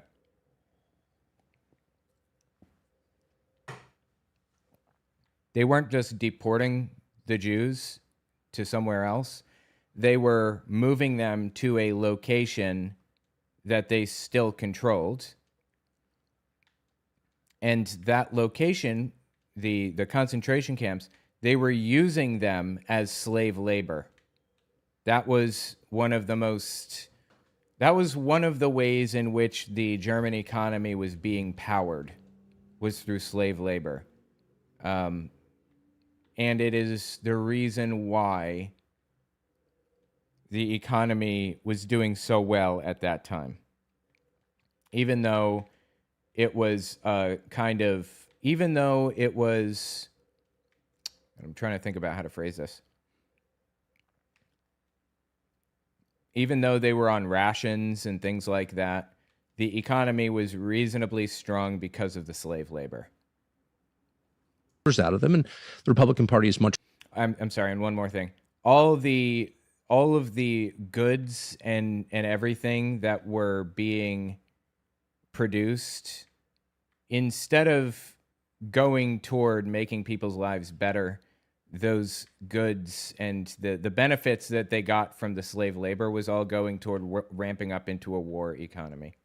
We're interested in, I don't know, fighting wars for a foreign country. So whatever you think of those aims, neither one is focused on the needs of Americans. And I think somebody should be in a representative democracy. Like, there should be a party that is speaking for most people. Am I going to build it? Absolutely not. I'm not a politician, but I would support it. As with whatever I had, I would support it. And who do you imagine being the head of that party?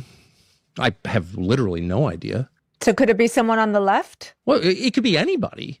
I'm not even sure what the left means at this point. I mean, I have some very good friends on the left. Now, they're not conventional West Side liberals. You know, they don't have signs, "In this house, we believe in science," like that sort of dopey lifestyle liberalism. Hey, fuck you. I do believe in science. You trying to tell me that science is bad or something? Like, I don't understand what the point is here. Of my childhood, like, I think that's kind of played out. Science is played out. Okay, cool. Like angry ladies telling you to put your mask on. Like, no one wants that. Wait, angry ladies telling you to put your mask on. Who are you talking about exactly? But I have some sincere left-wing friends who have a critique of economics and foreign policy that I agree with completely, or substantially agree with, for sure. One last question on this. Obviously, you're in Maine. Graham Plattner is a Democrat who is vying to be the Senate candidate. Is that someone that whose ideas you are interested in at all? Graham Plattner is almost guaranteed to win, in my opinion.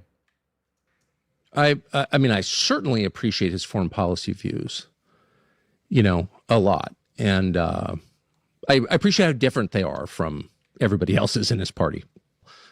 I'm sorry? What? His foreign policy views are different from everyone else in the party? What are you talking about? Hold on.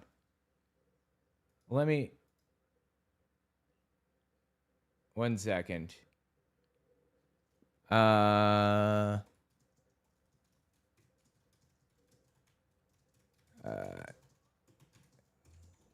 What Graham Plattner's views are.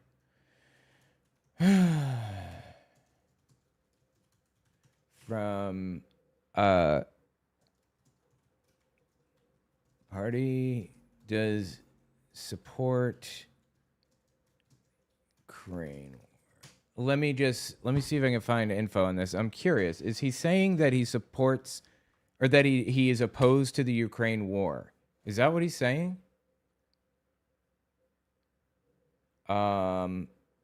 He opposes the 2026 Iran war, calls it a horrific war of choice. On Israel and Gaza, he accuses Israel of carrying out genocide. Yep, totally agree. How's that out of step with the rest of his party? That's exactly what everyone else believes.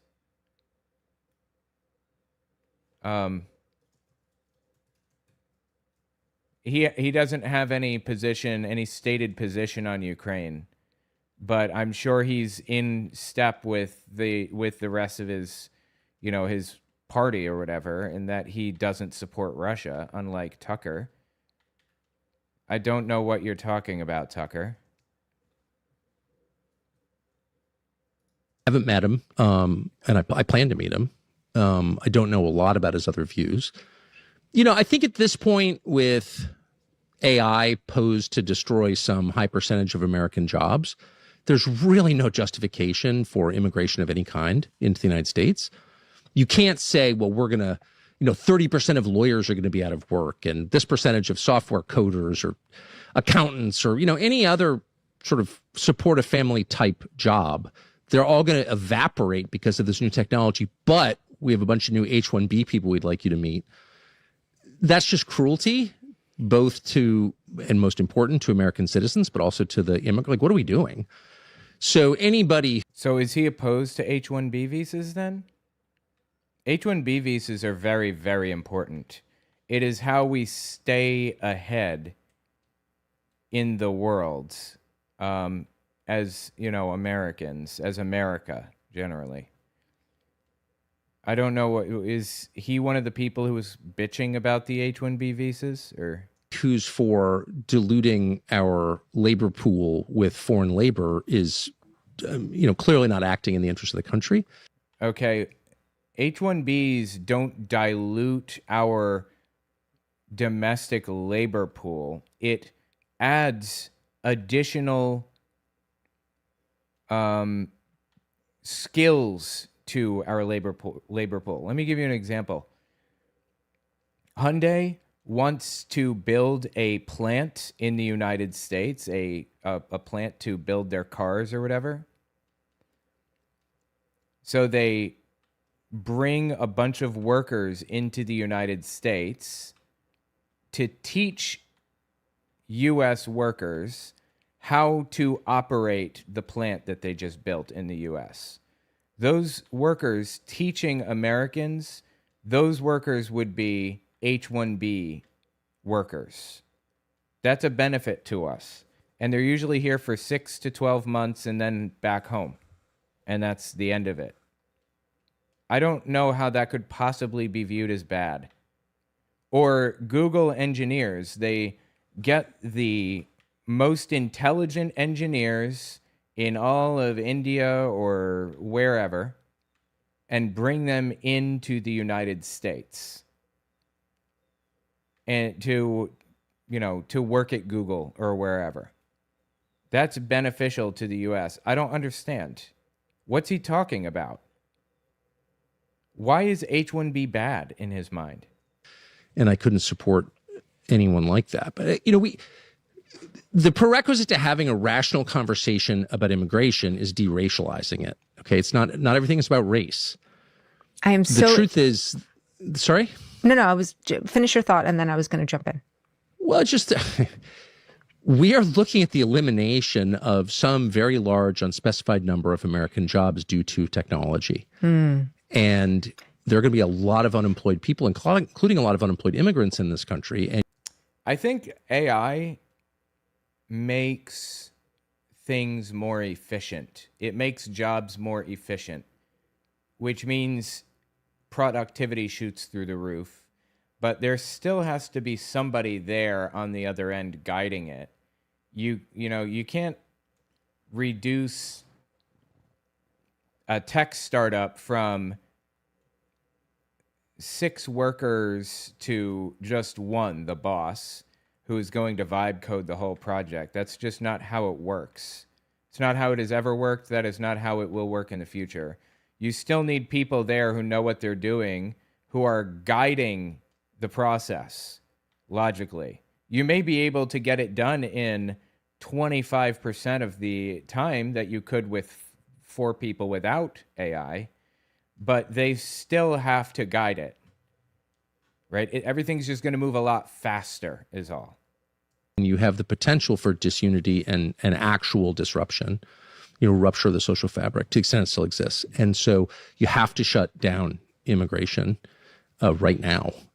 I'm glad you brought up immigration because I was thinking about what you said in our last conversation about race, and I'm going to quote you here. You said, most of the debates about race, ethnicity, religion, to some extent immigration, are less resonant long-term than debates about economics. And you said race is thrown up as a distraction.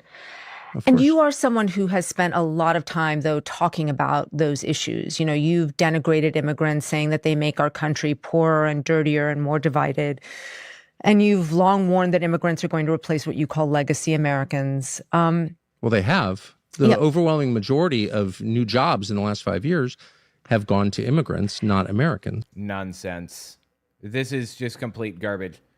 This is him trying to justify hating anybody, who's not white, basically. Looking for statistics that he can use against people. Disgusting and ridiculous. Not even logical. So but wait, it's not let me really finish. a debate, actually. But you called Iraqis semi-literate primitive monkeys. I mean, you've used language that many find... What year did I say that, do you know? What does it matter? What year you said that? You said it, and you never retracted it. You never apologized.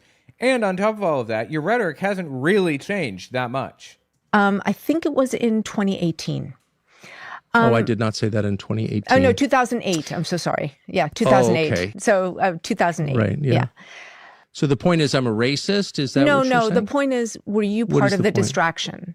The question is, were you part of the distraction? Because you were using those, talking about those issues quite a lot. I wasn't actually talking about those issues quite a lot. But I would say I have been involved in many distractions, including that. I'm not saying race is immaterial. Race is important. Race is real. No, it isn't. It isn't real. That's the thing. It's not. It's actually not real. I need this to really click with people. Race is fake. Okay, it was fabricated in the 1700s to justify hating certain groups of people or believing in some kind of a ridiculous superiority for certain groups of people and not for others. It's not real. It's never been real. It's not a social construct. It is a social construct. Ethnicity is not a social construct. You can divide people by ethnicity and you can measure their, certain amounts or you can measure certain things in their DNA that can tell us where their families are from, East Asia or whatever. But race is not real. There's nothing real about race. There's nothing that's ever been real about race. It's fake. It has always been fake. Biological reality. There are racial differences, real racial differences. There really are not. They're much smaller than gender differences, but they're still real. No, they're not. And what?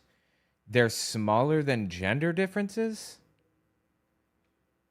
Okay. But my point was the one that I made initially, which is for most Americans, people who are born here, black, white, Hispanic, Asian, doesn't matter, of any race, the real concerns are economic. And I do think that certain forces, the banks, people loaning the money, have a real incentive. The Jews is what he means, right? The Jews. Incentive to foment dissent within the population against each other. Fight amongst yourselves while we continue to charge you 25% interest on your credit card. And as I said, when we first discussed this, I noticed this after Occupy Wall Street, which was like the very first left-wing movement that I thought, I kind of like the theme here. I mean, I wasn't, whatever. I'm not camping out on the sidewalk in front of JP Morgan, but the idea that you could have a global financial crisis and no one responsible for it goes to jail, and the only people who suffer are the people who took the loans, not the ones who issued the loans, I felt like that's just not fair. And so I supported the idea of holding the creditors accountable for their crimes. And none ever were held accountable by Bush or Obama, as you know. And then I noticed, and this is measurable actually by a Lexis search of New York Times stories, that the term racist, racism, white supremacy, those exploded in New York Times stories, and not just the New York Times, but the rest of the legacy media. Well, why the fuck do you think that is, Tucker? You think maybe it's possible that happened because there was like an obscene amount of racism? Possibly? Maybe? And my interpretation of this fact is that the media was used to distract the population with racial conflict. You were part of the media, Tucker. Well, I've already said I have been part of many distractions. It took me a long time to recognize this. And I'm trying to be honest about it now. Now, again, there's been an enormous amount, particularly in the New York Times, but not just, of anti-white hate. Just total nonsense. Which is like totally normalized across the American media. Whiteness is bad. White supremacy is evil. Every other kind of ethnic awareness is great and celebrated, but white ethnic awareness is Nazism, et cetera, et cetera. This absurd and pretty malicious double standard. Pretty malicious double standard. Nobody is trying to attack or destroy white people or whatever, Tucker. Jesus fucking Christ. Disgusting, dude. And that's annoying, and I've noted it many, many times. But ultimately, what I'm saying is that people care about their economic fortunes and their ability to pay their bills and secure a better life for their kids. And those things are way more important to most Americans I have met than anything related to race. And that's why all this stuff about whiteness being bad which is like an outrageous slur if you think about it. Nobody says whiteness is bad or white people are bad or whatever the fuck, okay? People will say, and I will agree with them, that the concept of being white, the racial concept of white isn't real. That it was created as an exclusionary grouping intentionally to exclude people from it, and for that reason isn't really useful or valuable. The concept of blackness was created to shove people that they didn't like into that group. All of that, in my opinion, was designed as a distraction from the fact that the American economy was becoming ever more pyramid-shaped, ever more lopsided, ever more, basically ever less middle class. The middle class was no longer the majority after 2015. That was not even noted in most publications. And like, that's a tragedy. And no one even said anything about it. And instead, it was just like, white people hate black people hate white people. We got played. That's my view. You brought up Occupy Wall Street and your affinity with that. And you said in our previous interview, the future that I imagine is not a future in which we're yelling at each other about race. It's a future in which people are legitimately revolutionary, maybe even violent, on the basis of thwarted economic opportunity. And it made me wonder, do you believe capitalism is an evil system, a necessary evil? Ooh, boy, that's an interesting question. Something else? And also, what do you mean about legitimately revolutionary? I certainly didn't mean to endorse violence. I can't imagine I would never say that intentionally. I'm amazed that you have a tape of me saying that, and I just want to disavow it. I'm not for violence, period. Okay. It's against my religion, and so I just want to be very, very clear that against your religion, totally. I'm totally opposed to violence. What I mean is the current system, and I don't know what you would call our economic system. And I'm often told it's free market capitalism. It doesn't bear any resemblance to what I thought free market capitalism was. I'm not sure the name is important, except as a way to mislead and bully people into being quiet about it. But any economic system in which, the overwhelming majority of the rewards go to an ever shrinking number of people or proportion of people is a doomed system because it makes people revolutionary. I saw this in Venezuela, which I visited as a child. It was a prosperous kind of first world country, beautiful country, actually. And then it proceeded along the path we're on, and the resentment built, and you had this very volatile combination of electoral politics, a democracy, and, an economic oligarchy, and those two don't work well together. We definitely live in an oligarchy now in the United States, beyond a shadow of a doubt. We absolutely do. And it's weird to hear Tucker say things like this because he's actually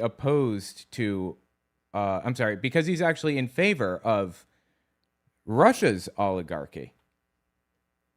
And you had a left-wing populist takeover, Hugo Chavez. And the results are now well known. So I don't know what you call this, but it's not working, and it's making for a very volatile country. People have to own things. They have to be vested in the country in order to de-radicalize them. But when people own nothing, they've got nothing to lose. I mean, these are very obvious observations. 2 last questions. You think Tucker sees the revolution coming and doesn't want to be on the wrong side of it when it does? You can dispute the premise, which I'm sure you will. I don't know that I will. But I want to preempt it anyway, just because I think in our brief time together. Thank you for preparing me. In our brief time together, I feel like I've come to understand a bit about you. All right. I'd say 2 of the most seminal events in your professional life were 1, the Iraq War, and 2, the election of Donald Trump. That's the premise. You were for both of them. Now you say that they were both mistakes. So I guess why should anyone after that track record listen to you? Well, people probably won't, But has it caused some self-reflection about? Oh, has it caused it? Well, I admitted it. So of course it has caused a lot of self-reflection. And I wouldn't say, by the way, that the 2016 election of Donald Trump was a mistake. I didn't mean to suggest that. I was. So he thinks it was the right thing to get Trump elected in 2016. Interesting. His problem is not with Donald Trump at all in any way, shape, or form. His problem is with the Iran war specifically then, right? Is what he's saying? Addressing this last year and like what happened to the campaign promises that a lot of us repeated enthusiastically and thought were real. But if you're saying that Donald Trump could lead this country to a nuclear war, which is essentially what you said could happen, then how could the 2016 election of Donald Trump not have been something that you regret? I mean, those two things, I mean, if I was going to vote for someone who might lead us to a nuclear holocaust, I would perhaps reconsider my vote. Well, I don't know if you remember well, but that year was a choice between the lady who killed Gaddafi for no reason and okay, first of all, Hillary Clinton did not kill Gaddafi. That was some people on the ground, literally with spears, like impaling him from the backside, if you will. Second, I think that Hillary Clinton, he's talking about Benghazi. There was no wrongdoing on Hillary's part. She was, what's the word? She was interrogated by Congress for like 12 hours or something like that, or 18 hours or something over that. She didn't do anything wrong in that sequence of events. Turned Libya into a gaping wound, which it remains, for no reason, and then laughed about it. She did not laugh about what happened in Libya. You're fucking drunk if you think that happened. Please get help. And a guy who said the Iraq war was a mistake. So for me, that was not even a close call. I mean, Hillary Clinton, particularly in foreign policy questions, was a grotesque neocon. And what about Donald Trump? You're saying that you liked Trump better? Either way, he endorsed Donald Trump and campaigned for Donald Trump and apparently did believe that Trump was better, mistakenly. From my perspective. So I don't regret that. I'm grateful that he won in 2016. My only point, once again, was he campaigned against the things he's now doing a year and a half ago. So I just apologized for repeating those campaign slogans as if they were true. I thought they were true. They turned out not to. Fucking please. Anybody with eyes knew that Trump was completely full of shit. To be true, and I feel bad about that. You know, I'm often wrong. I say that and I mean it. It's not a pose. And I do think, last thing I'll say is I think if you force yourself to admit you're wrong, and I always forced my 4 children to admit they were wrong. I didn't do a lot of spanking. The punishment I meted out was forcing them to admit that they had done something wrong. That's enough usually. I think if you do that, it makes you wiser over time and you're less likely. It doesn't mean you're not going to make mistakes. I will make many mistakes going forward, I assume, but you're less likely to fall for things once you've apologized the first time. And the thing that I noticed and that drove me so crazy about Washington that I finally left was the cyclical nature of bad decision making. They wouldn't just make bad decisions again and again. They would make the same bad decisions again and again and again based on the same. Hello? Are you kidding me right now? Faulty assumptions. And they could do that because no one was ever held to account. Hello? You cannot be serious right now, Tucker. Come on. For any failure or disaster ever. The only people who were ever punished were the people who complained about it. And I watched that. And it drove me nuts. And you were literally responsible for this. You are in this category, Tucker. And I just don't want to add to that. I don't want to be part of that at all. For all my faults, I don't want to be part of that. So that's it. I'm not running for anything. And if, people think I'm not credible because I changed my mind about the Iraq war or because I was shocked that Trump launched a war he said he wouldn't launch. You're consistently on the wrong side of history every fucking time. That's the issue, Tucker. And the problem is he's still on the wrong side of history, like right now, like today. He's just pretending that he's not for 90% of the issues, when he's just like not talking about the fact that he really fucking hates Jews or whatever. Yeah, I get it. I understand why people feel that way. You know, I'm not mad about it. This is my last question. It's a personal one. You know, I talk to a lot of people, left and right, about you. A lot of them used to be your friends. I mean, or they said they were close to you or spent time with you. They're all mad at me now. Well, they all say that you've changed. Some say you've sort of become untethered from reality. And the question all of them had. Okay, that sounds like people who are disgruntled more than genuine. Because Tucker is really no different than he has ever been. He's just turned on Donald Trump. That's the only difference. So I don't know why anybody would say that about him, honestly. Was what happened to Tucker Carlson. And it's something that I've heard echoed a lot. You're an object of a lot of fascination, continuing interest. You are at the center of a lot of our cultural conversations. And I wonder how you would answer that question. Well, I marvel at it, and I mean this sincerely. I don't find myself very interesting at all. Uh-huh. I feel like I'm as transparent as I can be. So the idea that I've changed, well, yeah, I hope so. America's changed a lot. And if you still think that making the world better is as simple as sending aircraft carriers to a foreign country, if you think the way to improve discourse is by banning words, if you think the vax is safe and effective, It is. You know, I don't know what to tell you. Like, have you not been paying attention? Apparently not. Or maybe you're just resistant to the conclusions. But it's really important, if you advocate for something, to watch, to stay patient and see how it winds up. And if you spend a lot of time telling people this is true and then you find out it's not true, you have an obligation to say, I'm sorry, I told you that was true, but it turns out it's not safe and effective. And regime change isn't nonsense. That simple. And no, speech codes don't work or whatever you were advocating for. So this is complete garbage. So yeah, of course I've changed. I mean, the changes that have taken place in this country since August of 1991, when I entered the workforce, are bewildering to me. I mean, so much has changed. So many of my assumptions have been blown up, just evaporated under the pressure of reality, that if I still clung to those, that would be shameful. That would be dishonest. And I don't want to be that. He is so full of shit. Tucker Carlson, this has been so interesting. Thank you so much for your time. Thank you. Thank you for having me. I appreciate it.